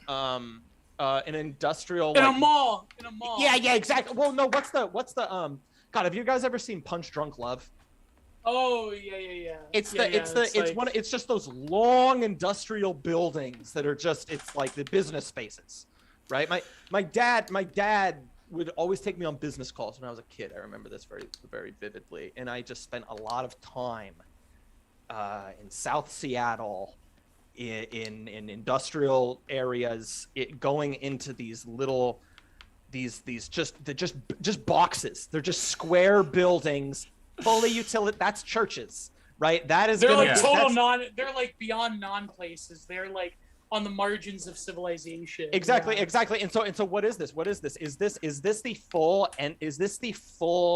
full realization of the approach to education, where it's no longer actually about the pursuit of knowledge in and of itself at all, but it's purely just about pursuing credentialing so that you can get into levels of the economy that are paywalled, basically, like a fucking free-to-play game. It's just about the utility, and it's no longer about going into a beautifully designed building that's a constant reminder of why you're getting the education. Well, no, eventually we will go back to those buildings. We just have to starve them. We just have to starve them of all. That's what people think of education is. Yeah, I'm beating you for your own good, so you learn the lesson. Like conservatives, especially, they think of education as like a corporate finishing house that should be like, we got to get rid of all these excessive things. That's what I wanted to mention, by the way. Now that I remember. Well, this is and to an extent there. Well, yeah, no, I just broke the rule. I cut you off. I'm sorry. Go ahead. No. Go ahead. Yeah, to an extent, it's true. It's absolutely true. I mean, I always think about, and I'm sure that he's not. He's the first NRX person we had on the podcast, and so I'm sure I attribute way too many things to him, but Oren McIntyre. Yeah. Oh, friend of the show. Yeah, we had a great. I know that, and we had a great conversation, and his whole thing, right, about just like overemphasizing the rational as opposed to. I mean, I don't even know what. Maybe I'm so deep in the water that I don't even know how to give a name to its counterpart, right? But whatever. I guess truth, a capital T truth, some kind of divine would be to balance that out, right? The head versus the heart. Yeah. I mean, these conservatives that do just look at it the way you were talking about, Gio, aren't even necessarily incorrect in that, because how do we even articulate a way of valuing these things? It needs to be attractive. It needs to be something that's going to grab people and give them an experience that they've never had before. And I really think the only way it's possible today is with will to power, specifically my will to power. Those conservatives don't know. I will teach them. I will teach them how to do it right, and I'll let you in. But here's how to do it right. No. Well, I have an idea. I have the master plan. I know how to solve this. What we need, you're with me, Slav, right? You hear what I'm saying, right? I'm not Slav. I'm not from the Slav. I'm kidding. I corrected my mistake. I know. I feel like I'm giving you too hard of a time. Go on. Okay, here's what we need. What we need is more bathhouses. What? Think about it. They Okay, had so- bathhouses. They had bathhouses in ancient Rome. People love the water, nice warm water, sit down in the bath, chill out, maxing, relaxing, all cool. And when you have... yeah, I fresh Prince you there for a second. Sallow Yeah, you forums, the sallow forums thread. You even gave half a beat of silence for us to react in laughter, and I appreciate that because you judged correctly. When you have bathhouses, which is also like gyms, because back then they worked out, they worked on their body, they had a nice bath. The problem, though, was back then in ancient Rome, from what I understand, I could be wrong, the water was not that sanitary. You would have problems, like, even though they had the aqueducts and all that, they still had water that was there for a long time. We have technology now that can correct this. We have a lot of office spaces that shouldn't be there. People don't have to work in offices anymore, pretty much. They could just work from wherever. So let's get rid of the office spaces, let's replace them with bathhouses, and let's turn the bathhouses with, like, these outside garden areas, where people could just hang out in the breeze and talk about a lot of these, higher concept things. Let's have a combination of that and the internet, like, together. That's gonna make people actually look forward to going to college. Just hang out Like in a the bathhouse. Neo-Agora? Is that what you're trying to... What's Agora? I don't know what Agora The is. Oh, Agora yes, I remember. Yes, exactly, Neo Agora. I think that this may be the time for something like this to start happening with the right funding. You brought up offices. We're still talking about academia. Yes. Correct? We're Yes. not talking about the workplace. Okay. Whew, I don't know. Okay. I mean, I think that we're so far, and this is something that I've thought about for a long time. I think that we're so far down the path of basically just Terminal neoliberalism. well, I mean, depending on how you conceive of that concept, we might agree. We're so far down the path of basically kind of just acting, organizing our society, and conceiving of the self, and all of these things, almost under the assumption that we're like 5 minutes away from, like, the transcendent like technological singularity, where we will just rise above our physical forms and just, like, exist as clouds of nano machines, or just in the cloud generally, and we're so disconnected from our physical form. And that's the first thing that's coming to mind when you say this is like, go to a bathhouse, we can exist around each other, enjoying our bodies, enjoying the physical reality that we all share. I mean, I think mountains need to fucking move for something like that to really happen. But I do agree with you, I think, in theory, because I do think that is a big part of it. I think that it is, I'm not going down the full, like, Baudrillard hole here or anything, but it is like academia right now. It's lame and bloat. It's the Tyson chicken, and I think part of that is because it's just simulacra, right? Like, a lot of it is like, why the fuck should I respect any of these forms and these patterns and traditions when I never even understood why they were there in the first place, right? And Right. so cutting it down and having it be just something that's just like that's immediately apparent, and kind of the way you're talking about. Maybe I'm totally missing the mark here, but the way you're talking about it, of just like, hey, like, let's have beautiful parks that we can hang out in, or in bathhouses, and we'll have Socratic seminars in the park. I mean, it's great. why I not? wonder what Because else all they'll do in those bathhouses. oh god, yeah, We'd be fucking each other. We'd be fucking each yeah, other. there'll be a place for that, like sacred prostitution and all that. Sorry, Brittany Oh, Venti, God. but I think what's important to emphasize here is that when I at least went to the classrooms at SVA, the classrooms were very boring. They were drab. They just looked like some stupid classrooms. They look like Protestant churches. Yes, exactly. The environment itself was, not an attractive environment to be in. I much rather enjoyed, like, when for art class first of all, at least with art class, you get to paint naked people, specifically a lot of beautiful naked women who would come in, and of course, like, when you're drawing, though, the mind is like the dick is not working. I mean, it's a different That's very thing. true, actually. Yes, you It know is what I'm very talking true, about, yeah. Gio. But the important thing, speaking of butts, the important thing is that you still got to enjoy the human form. I think this is a similar reason why people love having pets. Because when I have a pet cat, Steve, just seeing this absolutely graceful creature of God, just like there's just nothing. And some dogs are a little fucked up, I'll be honest with you, but like cats, they're just like perfectly naturally graceful, the way that they move around and the way that An they apex stare. predator. An apex Exactly. predator. And I think one thing, I think Yeah, they're the perfect this whole- killing machine. Absolutely, and I think that I think that one reason why cats are the target of so many like quirky internet memes and all of that is like actually a really simple answer, which is just that they're a predator, and so they're just constitutionally so alien to us because just everything about them, right? You can relate a lot with a dog because the dog is an omnivore, right? And so I think even on a soul level, a dog's value system is similar to our own because. But a cute predator? A cute predator is like a walking.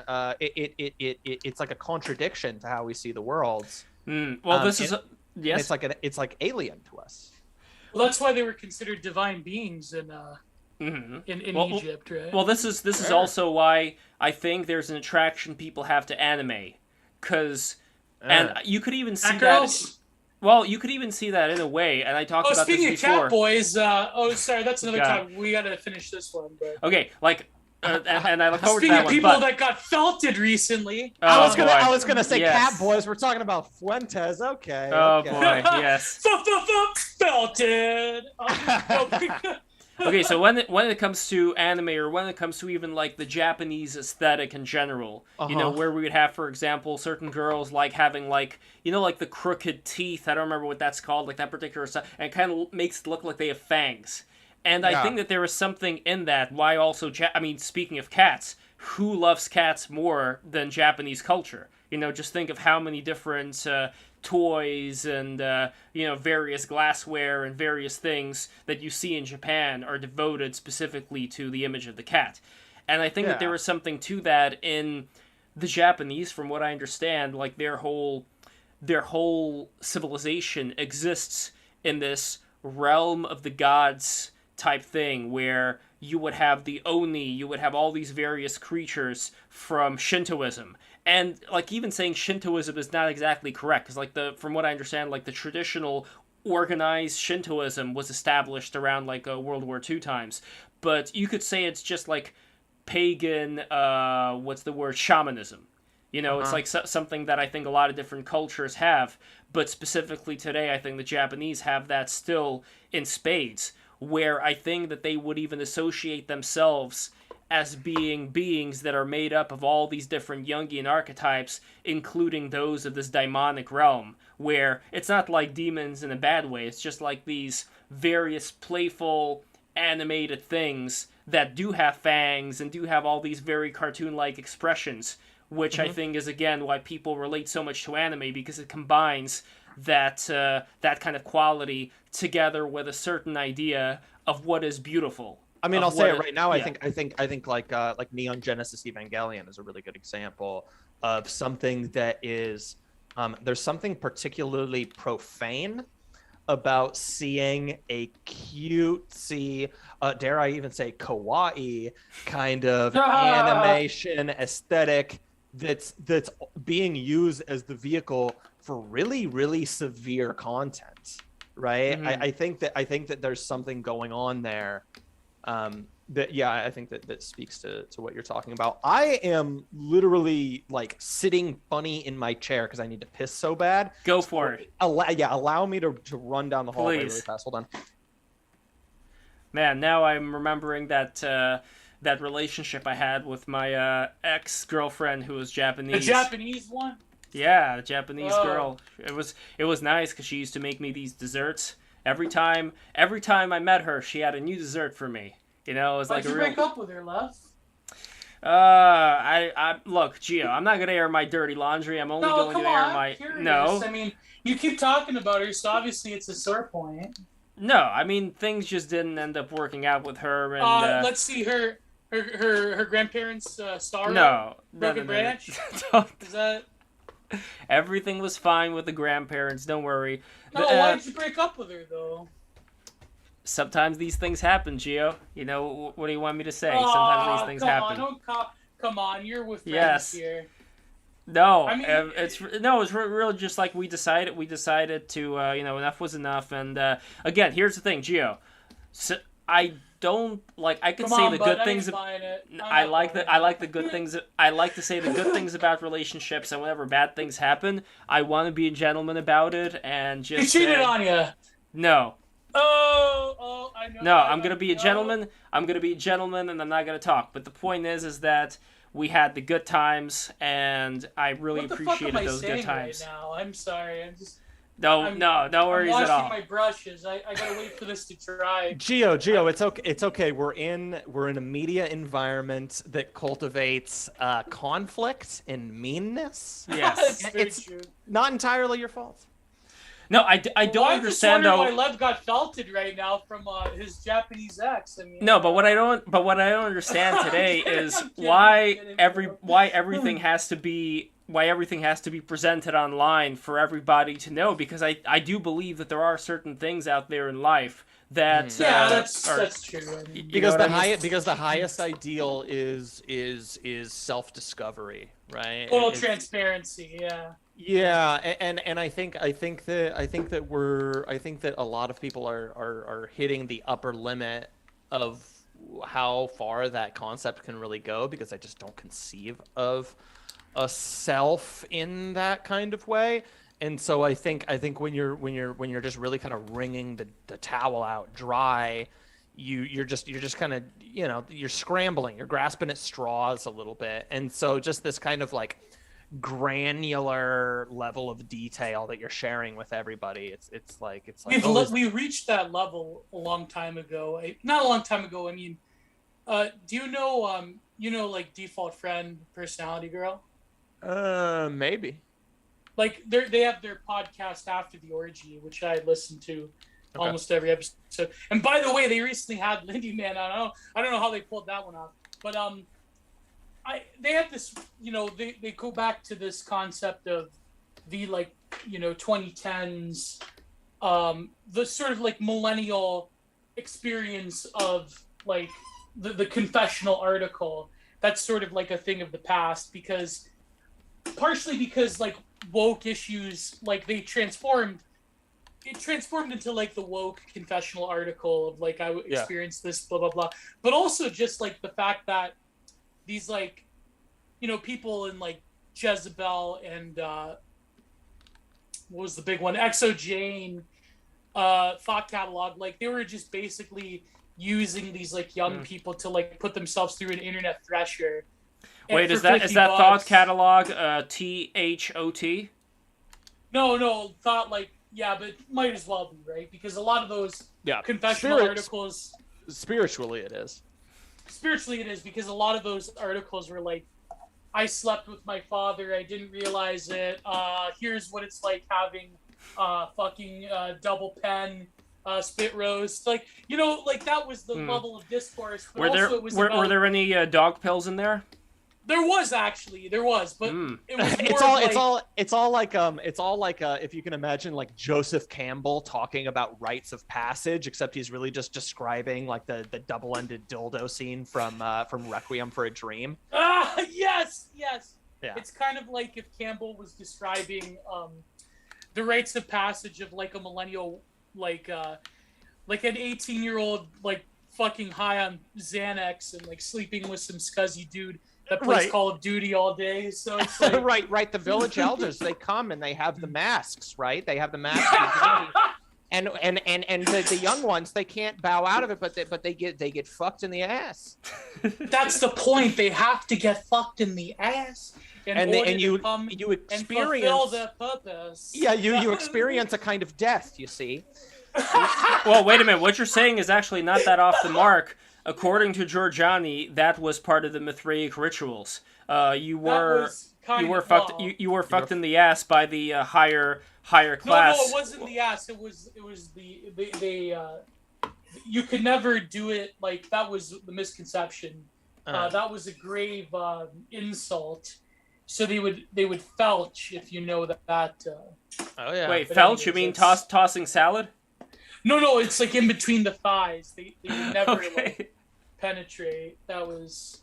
But anyways, so like the confessional was a huge, massive trope where like these, mostly young women were talking like about their immense, personal traumas, and then later on, of course, it got watered down, and then it became about like after Mattress Girl, it became woke. But like I think like we have reached the limits of the sense of all pervasive openness that is really just like becomes another force of self-commodification, because now my trauma or my weirdness becomes like you mentioned like just think of like we mentioned internet blood sports, right? Yeah. Just think of all the shit that someone like fucking Ethan Ralph puts out there about his personal life. Yeah. Right? Like that's every time you say internet blood sports, you know who I think of? Tonkasaw. No, I think of Diogenes. Oh, yeah. Which is strange because I think he only appeared in 2 episodes. It's not really somebody who's that high up, but at the same time. No, it was more Geek Thulu that was his co. But yeah. then like Geek Thulu like spurred out on Andy recently, anyways. So no, but the reason I like Diogenes is just because he has the name of a great philosopher. Yet it's like imagine if Diogenes met Diogenes. You know what I mean? Like that would be a great BTR episode if we could transport him from back in time there. Well, we could have a seance where we communicate with Diogenes. Exactly. So we got to get the new Diogenes on board for that. But anyway, we totally destroyed Slav's point. Yes, sorry about that. Whoa, what was my point? That's how lost I just got. What was my... Oh, about the confessionals. About well, okay, so yes. so that actually, you just reminded me. So that touches on a concept that I've been really interested in lately, which is the idea of millennials and Zoomers neurotically reverse engineering shit that previous generations did just traditionally. Oh yeah. And so like confessional obviously is like a pretty clear example, just given the naming. But instead of going into a little booth talking to a priest, you're doing it for some private publication that doesn't care if you live or die, and you're uploading this into the mind of impressionable youths all over the world. My buddy sent me one the other day. It was, I think I made a post about it. It was a the absolute pit of human despair that is relationship advice on reddit.com. Oh god, is that female dating advice, that one? Oh fuck, I don't know. I mean, that's is female dating advice on Reddit just like a bunch of women just screeching at each other and convincing themselves that like every man that they see is like going to rape them? It's just convincing yourself that your biggest anxieties are real and founded. It's healthy. No, this woman, this poor wretched soul made some posts posting her L's. Well, it was a woman posting her L's online, believe it or not. Oh my god! Shout out James. Wow. Fuck, what was I saying? So we were talking about the confessionals. There he is. Let me just adjust my camera. Oh. Fuck. There we go. No, sorry, I have my... Oh, fuck off. That was... my fucking thing is... It's not my usual boom, so... That was great. This is giving the people what they want. Here's my studio. I recently... there's my new table, so I had to rearrange. It's actually looks more spacious, believe it or not, even though it's with a bigger table. But I recently had to fix my my rig too, so my printing press. So anyways, go ahead Slav. I'm trying to not kill this fucking... There we go. I have this cheap ass boon that I should really buy, invest. Well, no, I have another one that's better, but what the fuck am I talking still? Go ahead. No, you're good. You're good. It's a little bit basic bitch, but I'm a big fan. I'm a film school dropout, and I'm a big fan. Oh, there you go. I'm a big fan of the gorilla stand. The gorilla position. I think that gorilla stands, just kind of an opposable tripod, is just a great thing to have. Popularized by the vlogger. But in any case, millennials and Zoomers neurotically reverse engineering things that old people used to do. This Reddit post was this woman saying that her husband has multiple personality disorder, whatever. Oh shit. And one of the personalities hated her. And I love this because the first reaction I had to this, I guess I maintain this, is that this is just medicalizing the boomer tradition of just hating your wife. all those wild, what was it? Not Wild Side. The comic. I love Far those Side. comics. Far Side. Far Side. All those Far Side comics about hating your wife. That's true. Like that's such like the boomer I'll go back to the job site on Monday. No more nagging wife. It's kind of like the old true. battle axe, the old ball and chain. Yeah, me and my therapist have been talking about my friggin' wife. Yeah, and my wife, please. It's like I'm sad all the time, but I'm angry at myself. Sorry, that was stealing a Come Town bit about an Italian that doesn't realize he has depression. But it's like I'm mad, but it's like I'm mad at myself. But I can't understand. You have depression. I ain't one of them fucking Fenox, I ain't one of them Ricky Yoons. Otherwise known as season 1 of The Sopranos. Exactly. Yeah. But yeah. This. Well, I guess that was kind of the long and short of it. But yes. Confessional articles. I love it. I also like this idea of millennials kind of starting to independently connect the dots that in this barren wasteland of relations between men and women, perhaps just figuring out a way to make things work with one other person might be the best option. And it's all like in the coat of paint of just like, it's I don't want to play games with these people on Tinder and everything. And it's like, no, these are natural systems correcting themselves. Exactly. I think let me just pull. This is like the moment that people love is when you pull off the tape. I mean, I have to correct certain things, but these are really just abstract portraits that they go together in a series. So I really don't. I fucking fidgeted with it too much. I'm terrible. But Lev, when you just work on. It's hard to describe. It's like you overdo something, but it's like, but anyways, yeah, I know what you mean. Like the whole dating advice, as someone who, and again, I'm an open book. I don't have, how do I put this correctly? I don't really have the same experiences that people have. But I think that it seems that we're doomed to repeat the sort of, the sort of discourse around manosphere, MGTOW, 2015 bullshit versus feminism, which is versus third wave feminism, which is to me just spiritual death on so many levels that I feel that we're slipping back into this discourse where the MGTOW, the incel, they're going to say one thing, and then the femcel, the rad femme, they're going to say another. Well, Gio, just find yourself a nice non-American girl, and you'll be fine. So here, it looks better. Hold on, let me see. Hold on, I'm gonna. Very nice. Let me just turn on. There Beautiful. You go. By the way, Slav, again, every time you speak, although I wonder if I can figure out a way to fix that. Turn Here on we go. I have to do some touch-ups, but it does look better with the border. It looks much cleaner. But no, it's I feel I don't know. I mean, I generally like to think I'm not. How should I put this? I'm not embittered. I'm not like other tribes. No, I mean, I thought with bitterness for many years, right? But Yes. I think that's the problem with the manosphere was that a lot of older dudes who had a lot of very negative experiences, they were attracting very young men who didn't have a lot of experiences, and they were sort of poisoning the well that way.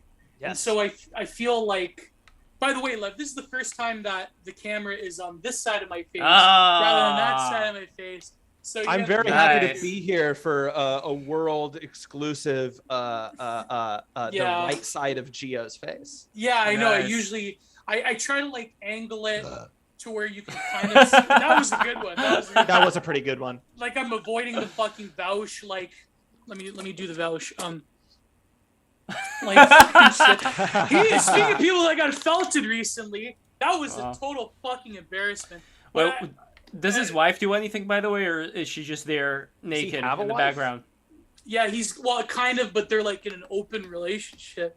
There we go. Back to the open relationship. His whole life, I mean, despite his millions of dollars apparently on record, I mean, can one man get felted so much in life?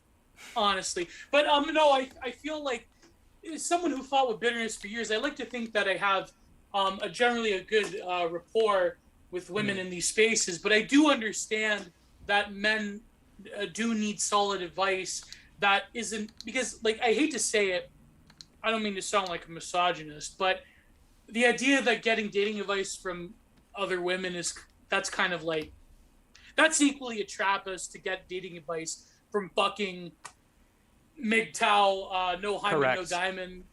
You know what I mean? Like, correct. Sorry, I'm just rambling right now. I have no right to speak on this topic. I have no right. I'm a terrible fucking Gio. Piece of shit. No, so Gio, don't say that. Go ahead. No, you have every right, because you are the average Western male subject. I mean that is. Oh God, no. Well, I hate. Well, but I know that was harsh. I'm sorry. That's terrible. But no, I get what you mean. Yeah. Yeah. Well, yeah. You've broken through into subjectivity. You know, you are aware, right? Well, I had a tweet about that once, where I'm like, you go through it was a picture of like an edit of Ignatius Riley, which people say I have traits with, where it's like a Ignatius, but it was like one of those Hooters. It's like an edit of like him on like these Hooters girls, and it said you go like through these stages where you go through the manosphere, then you go through like radical Twitter, then you like go so far that you end up just treating women like normal human beings again. So it's there you go, right? Like, but I think like the working through bitterness part is certainly the one. Like there was, even last night I was discussing it with some mutuals of mine on the TL. I could like bring up the tweet where it's like the sort of monastic path is limited to very few men, but that's still. Why? Well, men want to have sex, obviously. No, Sure. No, I think it's because there is a sort of a cultural conditioning that you're pulled towards.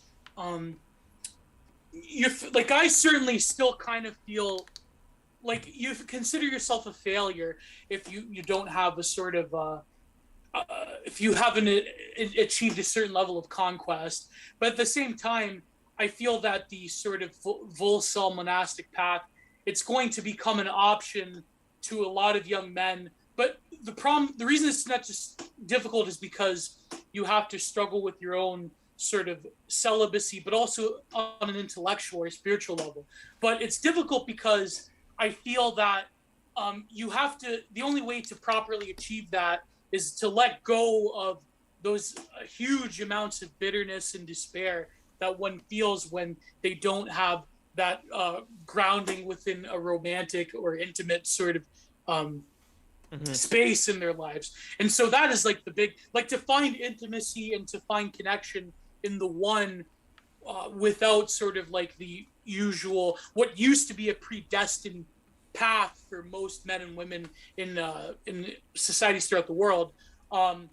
That's very difficult and that's very hard, but I feel that the only other option is of having a whole society of like bull cells and fem cells is like total fucking derangement. Total. I can't even picture that, right? I mean, I can picture it reasonably well because I think that that's kind of. I think that we're kind of well on our way there for some time now. The thing that immediately jumps to my mind is actually also funny because it had been something I had considered before coming on here. Kind of a goofy. What's the word I'm looking for here? My caffeine's wearing thin. An observation I had made that I was like, I'm not gonna point it out is Lev. Every picture I see of him looks like David Foster Wallace, and I wasn't gonna say anything. That's the whole point I had there. But very true. It reminds It is.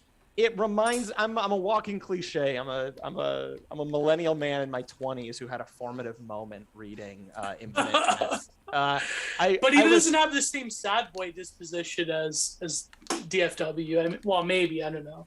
I'm pretty. I know Lev enough at this point to know that.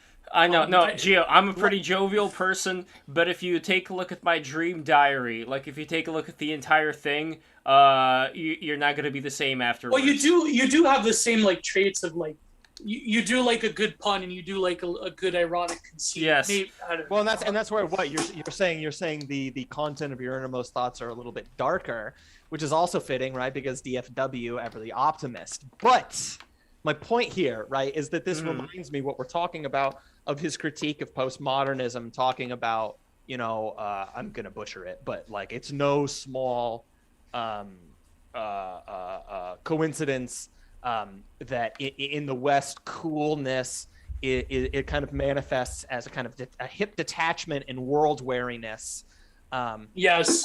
That comes from the art that young people take in, which is honestly created by people that are old, that are world weary and have honestly arrived there, right? But this means that you have the people that are taking this stuff in kind of rushing to that endpoint conclusion years before their time. And I think that there's reason. Exactly. I think that there's, and that's exactly what I'm getting from what you're talking about of these kind of elders of the manosphere, kind of pushing these young men that are, I mean, let's face it, like just in a very vulnerable place. Time in their lives, yeah. Well, a vulnerable place in their lives, and just in so many ways, right? Yeah. And I and I think that my reason for optimism here is that I think that the unearned pessimism is a lot more easily dispelled than the one arrived at honestly. Very much. Well, I think because as soon as they do have positive experiences, especially with women, then maybe that would. Yeah. Well, another thing that happens. Heart would evaporate. I feel. Another thing that happens, by the way. Woman, but... Well, go ahead, Lev. Another thing that happens, at least in my experience, with having all these relationships, is that eventually the goal does become that I want to find somebody who's going to be loyal, who I'm going to have kids with and the family with, and all the other stuff. It doesn't have that much of a power over you. You know what I mean? Like when it comes to sex, stuff like that, it's just. It's almost like What is this? This is a watercolor block, but like I gesso it for. Can I see it again? Watercolor paper. Yeah, watercolor paper you could use for acrylic, which I mostly use. Look at this. So you see the little slot here? Look. I'll show you. Mm-hmm. I'll show you. Go ahead, Lev. I'm just looking at the little. Okay, but when it comes to relationships. At least my experience has been that people make sex out to be something that's, this extraordinary monumental. Thing. Yeah, monumental. Yes. And after the whole thing is over. No, but the point is, Gio, is that after the whole thing is over, it's like, it's nice, but it's not really, it really depends. First of all, it really depends on the person. Okay, because you could have, experiences that, like, ooga booga, I came, and then it's, now what? I'm stuck with this weirdo. I'm gonna go home. I mean, I think it's very interesting because just kind of to the Oh. hey, there it Hey. is. Is that layered just for absorbency? Yeah, For watercolor? yeah, because watercolor like a would tampon. tend- Well, it's glued on all sides because watercolor tends to buckle. So it's very convenient if you're doing a lot of like plein air outdoor stuff. But it's also just it's easier than taping the sides, which I do anyways because I like the clean lines. But a watercolor block is also better for a heavier water medium like acrylic or gouache because the buckling will subside and it will even out because it's glued on all sides. So Gotcha. I think Nice. I think watercolor is a great medium. I like it a lot. But what was I gonna say? I was gonna say. Well, we were talking about relationships and yeah, okay. like about Yeah, so I'm not particularly in the habit about talking about myself because I'm online and I don't want like a fucking pierced up tranny to come to my house and ruin my life. But I will say that, you know, my girlfriend whom I've been with for some time now, our relationship basically started as just, you know, the immediate foot in the door was just physical intimacy. the old And I in know- out and out. Yeah, well, we met at the milk the bar, old in funny out enough. and out. Wait, really? You by met the at the way, milk No, bar? I just realized that that's a place for you New Yorker sickos that actually exists. But no, that was another Clockwork Orange reference. In the But, book, by the way, the Yes. two girls were 13 and he kidnapped them. So that Sheesh. yeah, Oh, I man. guess that's why Kubrick like changed it a bit. Mhm. So Sure. Yeah. Kubrick, as we all know, was a dedicated pedophile fighter. exposure. Yeah, exactly. exactly. Yeah. Yeah. Brought him down. That's what got him murked. But hey, go ahead. So Got him. I still like get.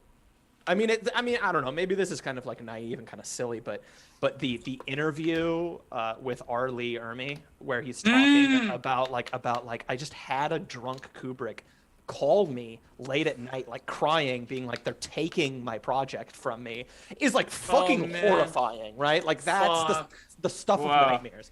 In any Wait, case, which project was that? Out of curiosity. Eyes Wide Shut. I saw his yeah. last film. Makes Yeah. sense. Yeah. Yeah. Anyways, So you and your girlfriend, you started off basically as like a one night stand or like a hookup or I mean, I mean, like we went on a date and everything, but yeah, like the first connection was physical, right? And now, like at this point, like I mean, I don't want to make it sound like we never fuck or anything. Like I I don't need to be saying any of this, but like I have a healthy sex life, right? Everybody, all my haters can cope and seethe, but dilate. but oh, fuck, what was I saying? Oh no, I was saying, I mean, at this point, like The novelty wears off, I guess. Yeah, I mean, it doesn't have to be like a dead bedroom thing, one or the other. You're not a lesbian, so you'll be fine. Well, I mean, listen, we were still fucking after even the second date, so we have nothing in common There you with go. lesbians. What was it? My mom has a joke about lesbians. What does a lesbian bring to their second date? A moving truck. Oh, it's true. No, I mean, my girlfriend is the primary person through which I am like advancing like my spiritual practice with. Like we share religion more than with each other more than anyone Wow. else. in our Can lives. I ask? Is it proper if I ask? What is the religion? So I've talked about this a little bit on the show, and I don't talk about it too much because I'm currently at a kind of a vulnerable place with it right now, because I might be accused of being a little bit of a LARP, but I am currently being very gently by my girlfriend who was raised this way. Sunni Muslim. Inshallah. No, I'm being waded into the very murky waters of Catholicism. Beast. I was raised Presbyterian, and none of that ever. Wow, really... that's a huge glow up. Holy crap. Yeah. Yeah. None of it ever The really. Presbyterians, baptizing abortion clinics and fucking. Right. Yes. Yeah. Yes. But the last church. The church rainbow, service... the rainbow lapel. Yeah, go ahead. Well, I was just gonna say the last church service that I had been to before meeting my girlfriend was one in Seattle where they talked about Jesus and feminism. Wait, are they related to? Wait, what is Presbyterian? It's I don't know. like it's like like a American version of Anglicanism. No, wait, that's Pentecostal. Yeah. I mean, I'd have more respect for the Pentecostals. It's just your basic, very diluted prot. Mainstream, mainline liberal prot. Yeah. So is that where they get all the dancing priests on TikTok? Is that where they're coming from? I mean, probably. I mean, it's been a long Maybe. time since I connected with any of these people. That's where all the lesbian priests come from, the Presbyterians. But I remember. Oh wait, you're saying a Catholic girl puts out on the first date? Well, she was. Oh man, I'm gonna get in trouble. Well, it's funny. It's funny because one of the cool things is that she's kind of rediscovering this, and I'm coming to it for the first time. And There you go. All of this was just to say this is an experience we're sharing, and it's just to the point of what you're saying of like these things change over time, which I think also is something where the modern conception of individualism and of the self really is pretty incompatible with relationships and family in a more substantive way, because I don't think that people really want to be drug along into like a journey of changing alongside someone, and of kind of diminishing has bad connotations, but of kind of diminishing yourself as an individual to be a part of a greater unit. That's one of the reasons why I think that like distributism is a really interesting form, is because I think that early on in my career as a politically impotent online schizo, I sunk my teeth into a little bit of Muammar Gaddafi. And I remember him talking about how, the basic family structure was the smallest unit of a society. Did you buy the Nash book? What's his name? Charlie Nash? Did you buy his book? No, I'm not familiar with this. He wrote, Charlie Nash. He's like probably like one of the like best, like more younger conservative, like he's way more like picture like a way more like basically red pill version of Will Chamberlain or something like that. Okay. And he wrote this book. It's short too. About Muammar Gaddafi and existentialism as like one of the first existential leaders, and it's actually a really good book. So maybe you'd find that very interesting, that book. By the way, guys, we're gonna have to cut it short real soon, just because I realized that 6 o'clock is coming up. I mean, it's 4:11 right now, but I have to eat. Oh shit! And really? I have to then prepare. So 6 I gotta o'clock. take the dog out. So yes, I'm with you. Yeah, I gotta eat too. So 6 o'clock, we're gonna be back, everybody. Well, we're not gonna be back. This is gonna be a recorded episode, which is then.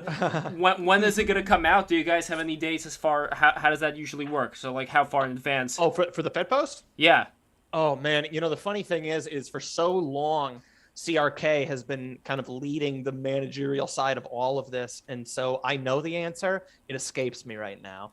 All right, no problem at all. I mean, guys who are watching this right now, don't forget to subscribe to Slav on Twitter, twitter.com/trustworthy. And by the way, why are you? I know why you're called Slav now, but why trustworthy? Are you a trustworthy individual? Would you say that? So I nuked my old account for reasons. But my old name was Slavoj Truffle, which is a fun little play on Savoy Truffle by the Beatles. It's not very good. But I wanted to keep hold of the T. And so I did trustworthy, and really, there's not a lot of meat on that bone. It's really kind of just what I came up with in the moment when I was making the. I like it. But I do find myself, at this point in my life with everything that's gone on, I'm comfortable saying that I think I'm kind of politically incomprehensible. I don't really know where to place myself, and I do think that one constant is that I've always kind of valued, and maybe this is a silly thing to say because who doesn't, but I've always kind of valued virtue. And I think that that's something that's probably kind of stigmatized and disciplined out of leftist discourse, and that's something that I've always had a problem with. So trustworthy, maybe that's something in the back of my head kind of coming to the surface when I chose that word. Well, the word virtue has been abused by virtue signaling a lot, so I could see why there should be a... Which is a quick side note. Another thing I've been interested in lately is that I think that a lot of the reaction to woke progressive culture tends to throw the baby out with the bathwater a lot of the time when we're addressing longstanding systems that are good, or if they're not good or bad, they just are and they're necessary. And I think that virtue signaling is another example of that, of as if the idea of displaying virtue in a social setting is something that should be shamed and have well, even social justice used to be heavily related to a lot of like the 40s and 50s Catholic crusades, like Father Fulton Sheehan, for example, used the term, even Father Coughlin, before they destroyed his radio career. The who's took him out. Well, what was he saying against? What was he saying against the who's? I'm kind of curious. Nothing like that crazy, but. Anyways, put it this way: there was a saint right there. there was a big war between your people, Lev, and my people in Hollywood over control of the film industry, and I guess you know which side won, unfortunately. But well, which one of the two of you is a member of a club of artists in New York City? I'm sorry. That's very true. There's not a lot of substance to that joke. That was like ZHP the other day tweeting about how he saw a movie from the 70s, and he's like, it was crazy. There was only white people except for a few Italians. So. Oh yeah, Zero HP. Yeah, I saw that. It was hilarious. No, but about your thoughts about relationships, it's similar to what there was this interview, I forget what the guy's name is, but it was with Mary Harrington and Alex Kashuta, and they were talking about this exact point, that the sort of notion of the hyper-modern liberal subject is very antithetical to any sort of stage or position in life that requires a sort of sense of deeper commitment and vulnerability. So, for example, the very old and the very young. So we have antinatalism and extinctionism on both ends, and it's this weird sort of like Spartan worship of able-bodiedness, which is ironic because of how they fetishize the the differently able body positivity and all that. And I pointed this out in this video I released last night on this Humans of Flat Design banner ad on YouTube. I said, as an aside, isn't it ironic how they include ableism now, but yet these people would be happy to abort certain people with certain disorders out of existence, like in Iceland. Is it Iceland or Greenland that's done that? Iceland, where they've aborted all of the Down syndrome babies. I mean, don't we? I mean, we do that with ethnic minorities here. Right, exactly. Yeah, like that's why the black population has hovered around like 13%. Yeah. But that's the thing though, because the full embodiment of like an autonomous individual is antithetical to any of these deeper relations that require a sense of extreme disposition towards limiting your own sort of autonomy. Because what do you think having a kid is? That is like, that's where your child's needs begin, is where your quote unquote rights as a autonomous individual end, right? Well, 'Cause you're the gonna- only unless you're Casey Anthony, but then that's well, I mean, with Oh, Casey Anthony, fuck. the case is closed with Casey. That's what why can I my say? good friend Bad Boy Billy Pratt, his blog for years now is Kill to Party. And by the way, with Lev, I want to get him on. He's a good friend of mine, and he recently came out with that book, Welcome yes. to Hell. So go to Terror House Press. It's on Amazon. Welcome to Hell. Go and buy it. My buddy Billy is a great dude. I think it's actually, believe it or not, as much as I love and respect, and I consider a friend, he's a friend of the show, Delicious Tacos. I think that Welcome to Hell is a bit more of a reflective and a bit of a deeper take in terms of like on the social cultural level than a lot of like Delicious Tacos, the Pussy, which is very personal in nature. By the way, it looks like the same illustrator though. Like the Pussy. It's the same. Yeah, it's the same guy. I like Delicious Tacos. I'm not super familiar with him. I would love to have a conversation with him. But I think I heard him on like Compbot's podcast or something, and I was just like, that was one of the first times I heard. Yeah. Yeah. I actually had a dream about Compbot as well that I was read. he in the sewer, Lev? Hold on, let me. No, let me see where he was. By the way, Lev, you did Edward Bernays plant this dream into your mind? Hold on, let me look it up. It's still. Hold on, I'm gonna find this. But while I'm finding it, I want to tell everybody to subscribe. And also, what would you think of having Delicious Tacos and Brittany Venti on the same stream? What do you think? Oh my God, that would be a fucking disaster. That'd be amazing. I know. Delicious. Would she not jive very well with the kind of womanizer kind of thing going on? No. Let's do it. Let's do it. I'm ready. Is she a little bit more reserved in that way? We'll say. That's an understatement. That's it. Okay. Sure. Yeah. Sure. I just it's great. Like I still can't believe that that Brittany Venti's almost like a regular in BTR. I would like if you had told me a year ago I'd be like streaming with Brittany Venti, I'd be like, get the fuck out of here. Like that's a lot of magic happens. By the way, she was also at the National Arts Club with me. Yeah, she took that photo. Didn't she go to James's birthday with you? Yeah. This guy's becoming the king of New York over here. Oh man, we gotta do a stream. If you could get in contact again with Graham Hancock and Jason Reza Giorgiani. Can you imagine that? Oh, holy shit! Let's get Jason on. Like that would break the fucking like Joe Rogan wouldn't even be able to do yes. that. Well, let's get Jason on. Let's get Jason on first. He's coming in August, and then let's work our way up. But over here, okay. So I had a dream listen to you guys cultivating your own counter elite. I love it. I love it. The medium is break the rules, and the message is honest, welcoming discourse. Yeah. It's great. I don't know. Which is funny because I was hearing the only reason I listened to it is because PPP was on it. Absolutely felting Randbot and Ethan Ralph threatened to stab him with a knife to come up here to Canada because that's where PPP is from and stab him to death. But no, it's funny because Ethan Ralph is like, well, we got Gavin Wax and we got Sticks. Oh, I know Gavin. I've known Gavin for a while. We're at the point now, even though we're the real underground, to where now fucking the Gunt is rating the guest list for Break the Rules. So there you go. So we had Gavin on recently. And he's got we got Mark Collette against Destiny, which I admit that would be a pretty good stream, Mark Collette against Destiny. But that's oh my god. Well, that would be a fucking bloodbath.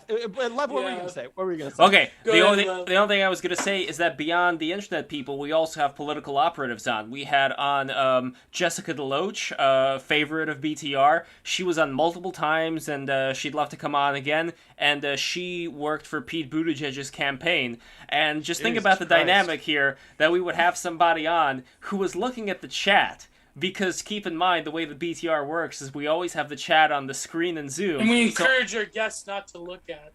Yes, and so she not only looked at the chat, but she was like giving comebacks, like she was interacting with like all these people who are writing things, and they ended up kind of respecting her for. Yeah, she outfelted the chat, so they respected her for it. Yes, but just think about somebody in that position, somebody who's like within the swamp of Washington D.C. and is able to come here and just like we gotta get more people like that, love. We gotta get more absolutely. Or See, I have no idea. I like it didn't even occur to me to look at a chat. I mean, has it been a graveyard? Does no one give a shit about me, or are there people saying things? I don't. No, they like you. They like you. Yeah. Well, the live stream is a bit more cozier. A bit more. Yeah. BTR gets more intense. I was gonna say I saw somebody talking. I think I had told you already. Wait, you don't have gallery view on this whole time? Gallery view, dude. I don't even. I'm a fucking Luddite. Okay. Before I have gallery view. Dude, I have gallery view. I see. Okay, I see you, Lev. Right? Yes. I see a little strip on the side of your screen with delicious tacos, beautiful little book cover. I can't make out any of that. I see me. I see Gio's handsome face, and I see a Discord chat window with. Yeah, you gotta I don't know. Shit! By the way, I forgot to scroll that window the entire time. Here. Okay, now do you see it? Oh God, you ruined me now. Am I gonna see? Here's some. And you could go into the Discord, and then you could go back to the it puts. No, this is good. This is fine. But yeah, my apologies. I completely forgot to scroll this chat. Whenever I'm on the laptop, I forget to scroll it. But you do see it on the side over here. Oh, it's all good. But we're gonna be concluding this, and I just wanted to relay this dream that I had. This is October 10th, 2018. Okay, this is a couple of years ago here. Styx Hexenhammer 666 directed a movie, though redoing the ending, so that one of the characters gets killed by a masked creature who looks like Alf. Do you remember Alf? Oh yeah. Yes. But the orderer of the attack is Kantbot's friend. I guess, do I mean Logo? Yeah, maybe I didn't know his name back then. I don't know. The movie it's funny because Cantbot is almost like Logo is almost like a regular now, and it's like we're gonna have him on with Amy Therese. Logo and Amy Therese. That would be a great discussion. Oh my absolutely gosh. They're coming. Well, I wanted to ask Gio, what do you think is like the main thing they disagree on? Because I wanted to ask Slav that actually. What do you think they would disagree? Pretty much everything, but no, I think they would find a lot of agreement. I mean, what the fundamental disagreement is idealism versus materialism, right? All right, let's go with that. See, true. I just need something to put in the sentence below the thumbnail, because I made the thumbnail, now I just need, like, the white text. But anyway, the movie itself looks like it took place in the 80s, which makes no sense given Styx's age. I started a Facebook Messenger chat. Because he looks like he's from the 80s. Yes. He's got that. Yes. Yeah. I started a Facebook Messenger chat about the movie with former actors. Blah blah blah blah blah. I was talking with a hot girl with a belly and breast piercings who looks like Emily Eucas. Holy shit! God. See, this is what I'm talking about. I don't even remember any of this. The piercings through a chain are pretty hot, I gotta say. The piercings through a chain are connecting, and a hot body who talks about trade-offs in her life and how she got to where she is. I messaged her. Your shadow self is fucked up, Anima is all sorts of fucked up. Was this a MGTOW phase? I don't know. No, I was pretty good at this point Lev's over here. Anima's an erotic Jewish woman in her mid-30s. I messaged her former boyfriend who has lots of piercings on his face, which makes him look like Pepsi due to the red and blue colors. Oh, I seen a guy like that once. He had like the red. Yeah, you look it up. All right, the other girl. Why the fuck would you get a tattoo that's just like a straight color block? My God. The other girl was a brunette I was chatting with on Facebook Messenger about a movie I waited on the train station. It was the 13 train, named after the public TV channel, because here in New York we have channel 13. That's our public TV. I get that. Yeah. had regular seats, though with yellow-collared, horizontal leaning bars behind them which touched the windows. Another section of the train had soft chairs on the right, but this was the 13 cares section for the older people, so older people could only sit in that particular section of the train. There was a strange-looking mascot whose body was like a big cube, though must have been an elephant or something. A lady to the right of me was facing the left side. She told me the soft seats were for the older people, but there were more to the right. I tried out, and they were too constricting. Okay, hold on. There was also a business area with chairs and a table with old-looking computers. So that was that dream with Kant. Let's see, is there another one? Yes, there is. This is from March 15th, 2020. I was going to a matcha tea ceremony, but also planning to party afterwards, where I would meet up with a Japanese girl who I remember seeing on top of some structure. As I waved to her, she waved back. I even prepared a hotel room for us in the city. In the tea house, there were two SJW-looking women talking, and then it was Kantbot and Warren talking about something. When it was mine and Jules' turn to drink the tea, we drank it a lot faster, and I added milk to it. I did not mix the matcha properly, as there were still globs a bit on the surface. That happens sometimes, like when you don't whisk the matcha. Like, have you ever? Yes. So anyway, the trick is to add a little bit at a time. Yeah. And stir it furiously, and then start with a paste, and then continue. Yeah. Exactly. A black waiter came by and gave me some waffles with maple syrup, as well as This God. really is dating your like Camp on Jesus Warren, you and Christ. Jules. This fucking is dating your dream into that. I think I know who the black waiter was, by the way, because I used to go to Mount Airy Lodge, and there was this waiter there who used to love giving me French toast and the waffles with the maple syrup. So he probably returned in this dream over here. I met Warren and his girlfriend. She was a pretty brunette in purple, and she was clad in blue and black. And while they were both small, Warren was exceptionally small. He was child-sized, almost up to my diaphragm, and he was also outfitted with ultra-high-heel boots. I couldn't even think of saying anything. I was so mesmerized by how small Warren was. Oh That my was God. like that one scene in the Holy Mountain with like the geographer or whatever it was, and like his wife, and it's like a really high toilet. You know that one scene? Yes. It was like he was like really short, and she was. Yeah, so, oh my God. Is that the end of the dream? Okay, and then finally, this final dream here about Kantbot from... Wait, is this 1, 3... Have you guys had Kantbot on? No. He refused. Yes. Because, okay. Oh, by the way, speaking of which, he refused because we had a certain someone on the stream. And I can't believe out of all the people that had a viral, like, Twitter trending tweet, it was him. And it was like, it was over the Romeo Juliet. And I'm like, if only people knew the deep lore on, what was his name before Lev? I don't remember. The Korean one.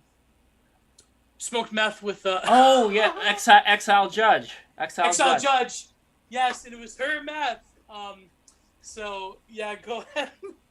Okay, well, no, those were all the Kantbot dreams. There was another guy who just looked like Kantbot, but that wasn't Kantbot in the dream.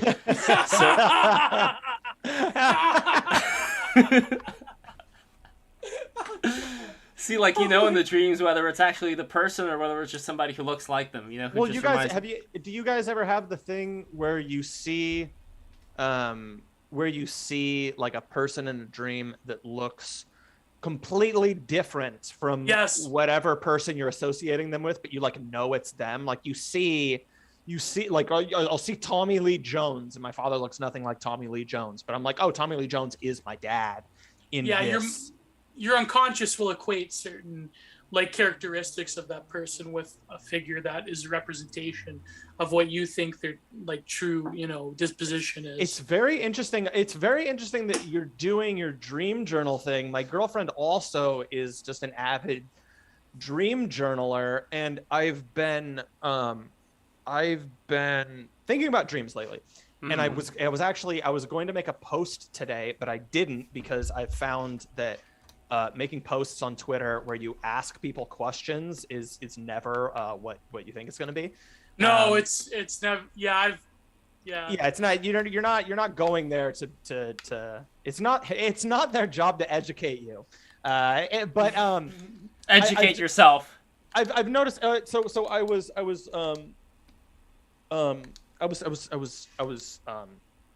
talking to somebody about dreams lately, and we were discussing just like dreams are just kind of amazing because it's you from this kind of subjective place experiencing your own consciousness, right? And how fucking amazing that is. And I wonder, it occurred to me when I was kind of just walking around my house neurotically before the stream doing tiny little acts of tidying, that maybe people don't look at it that way, and that maybe you're communing with something outside of yourself, or maybe that there's nothing meaningful to be seen in dreams. And I wonder what your guys' position is on this, because I like that idea of just like you're experiencing your own consciousness. And there's a mystery in itself. I feel, you know what I feel like? I feel like since it's 4:34, I want to answer your question on your podcast because it's a very interesting one, and I would love to delve into it. I know. How about it, Gio? Because we really got to go. This could be like a good kind of like a cliffhanger, exactly. For all those. I have certain thoughts about like I wanted to talk about like the difference between Carl Jung and like Merleau-Ponty, but that's a whole I mean, we could. I mean, that's. So let's get into it then at 6 o'clock. And this is gonna be great. Let me promote the hell and the heaven out of the Fedpost. So here is the Twitter account for the Fedpost. I'm loading it up right now with the beautiful African hat over here. Here it is, twitter.com/thefedpost. Go there, subscribe to all of their stuff. Subscribe to Patreon, patreon.com/Fedpost. Be there or be square. You know you want it. You know you love it. You know that this is something for you, and you can be one of these three world leaders. YouTube channel. Yes, YouTube channel. Go to youtube.com. Yep, subscribe to the YouTube channel. Subscribe to the podcast. We're on all the major platforms. Please go to our Patreon. It helps fund our hedonistic lifestyles. I say very sarcastically. Oh wait, and where are you living in right now? By the way, you're which part of? You have to tell me if you're a Fed right now, Lev. I've you mentioned West Coast. Yeah, I've shared this online. I'm in the Great Pacific Northwest. Man, that's just where there was an Aryan cowboy who was on our streams several times before he vanished into the sunset. He used to talk about the spiritual nature of the mountain range there in the what do we call them? Yes, the Cascades, exactly. Why do you think Cascadian black metal is a thing, Lev? Interesting. Think about it. Yeah, so, I mean, you say Aryan cowboy. That's certainly an element between Oregon and Idaho. A little bit in Eastern Washington. That's my biggest case to be made in favor of Seattle, which is a smaller and smaller list these days. Is that it's a great international hub where you are at any point. About 45 minutes tops from just like beautiful mountains, nature, getting back in touch with it. It's important. I like it. I want to like Seattle. Well, he also had a theory. Some of my favorite artists ever came from. They called it the Northwest Visionary. The Northwest Visionary School. Painters that they were before the New York like abstract expressionists. They influenced them a lot. Morris Graves, especially Mark Tobey, like they're like some of my favorite. They come from that like Washington, like the rural areas, and that was, and of course a lot of them were the first to learn a lot of like Chinese literati and Zen ink painting that came over because it was very popular in the 40s and 50s. They like all of these manuscripts were coming out. And people like D.T. Suzuki were coming to America and like telling like these like beatniks about Zen Buddhism, and so right. And they Right on. influenced a lot of like Jackson Pollock and the New York people. So. All right, guys, we gotta go right now. This is it. This is the end of the stream. Oh shit! Thank you so much, everybody. Good night, everybody. Bye God bye. bless. Hey,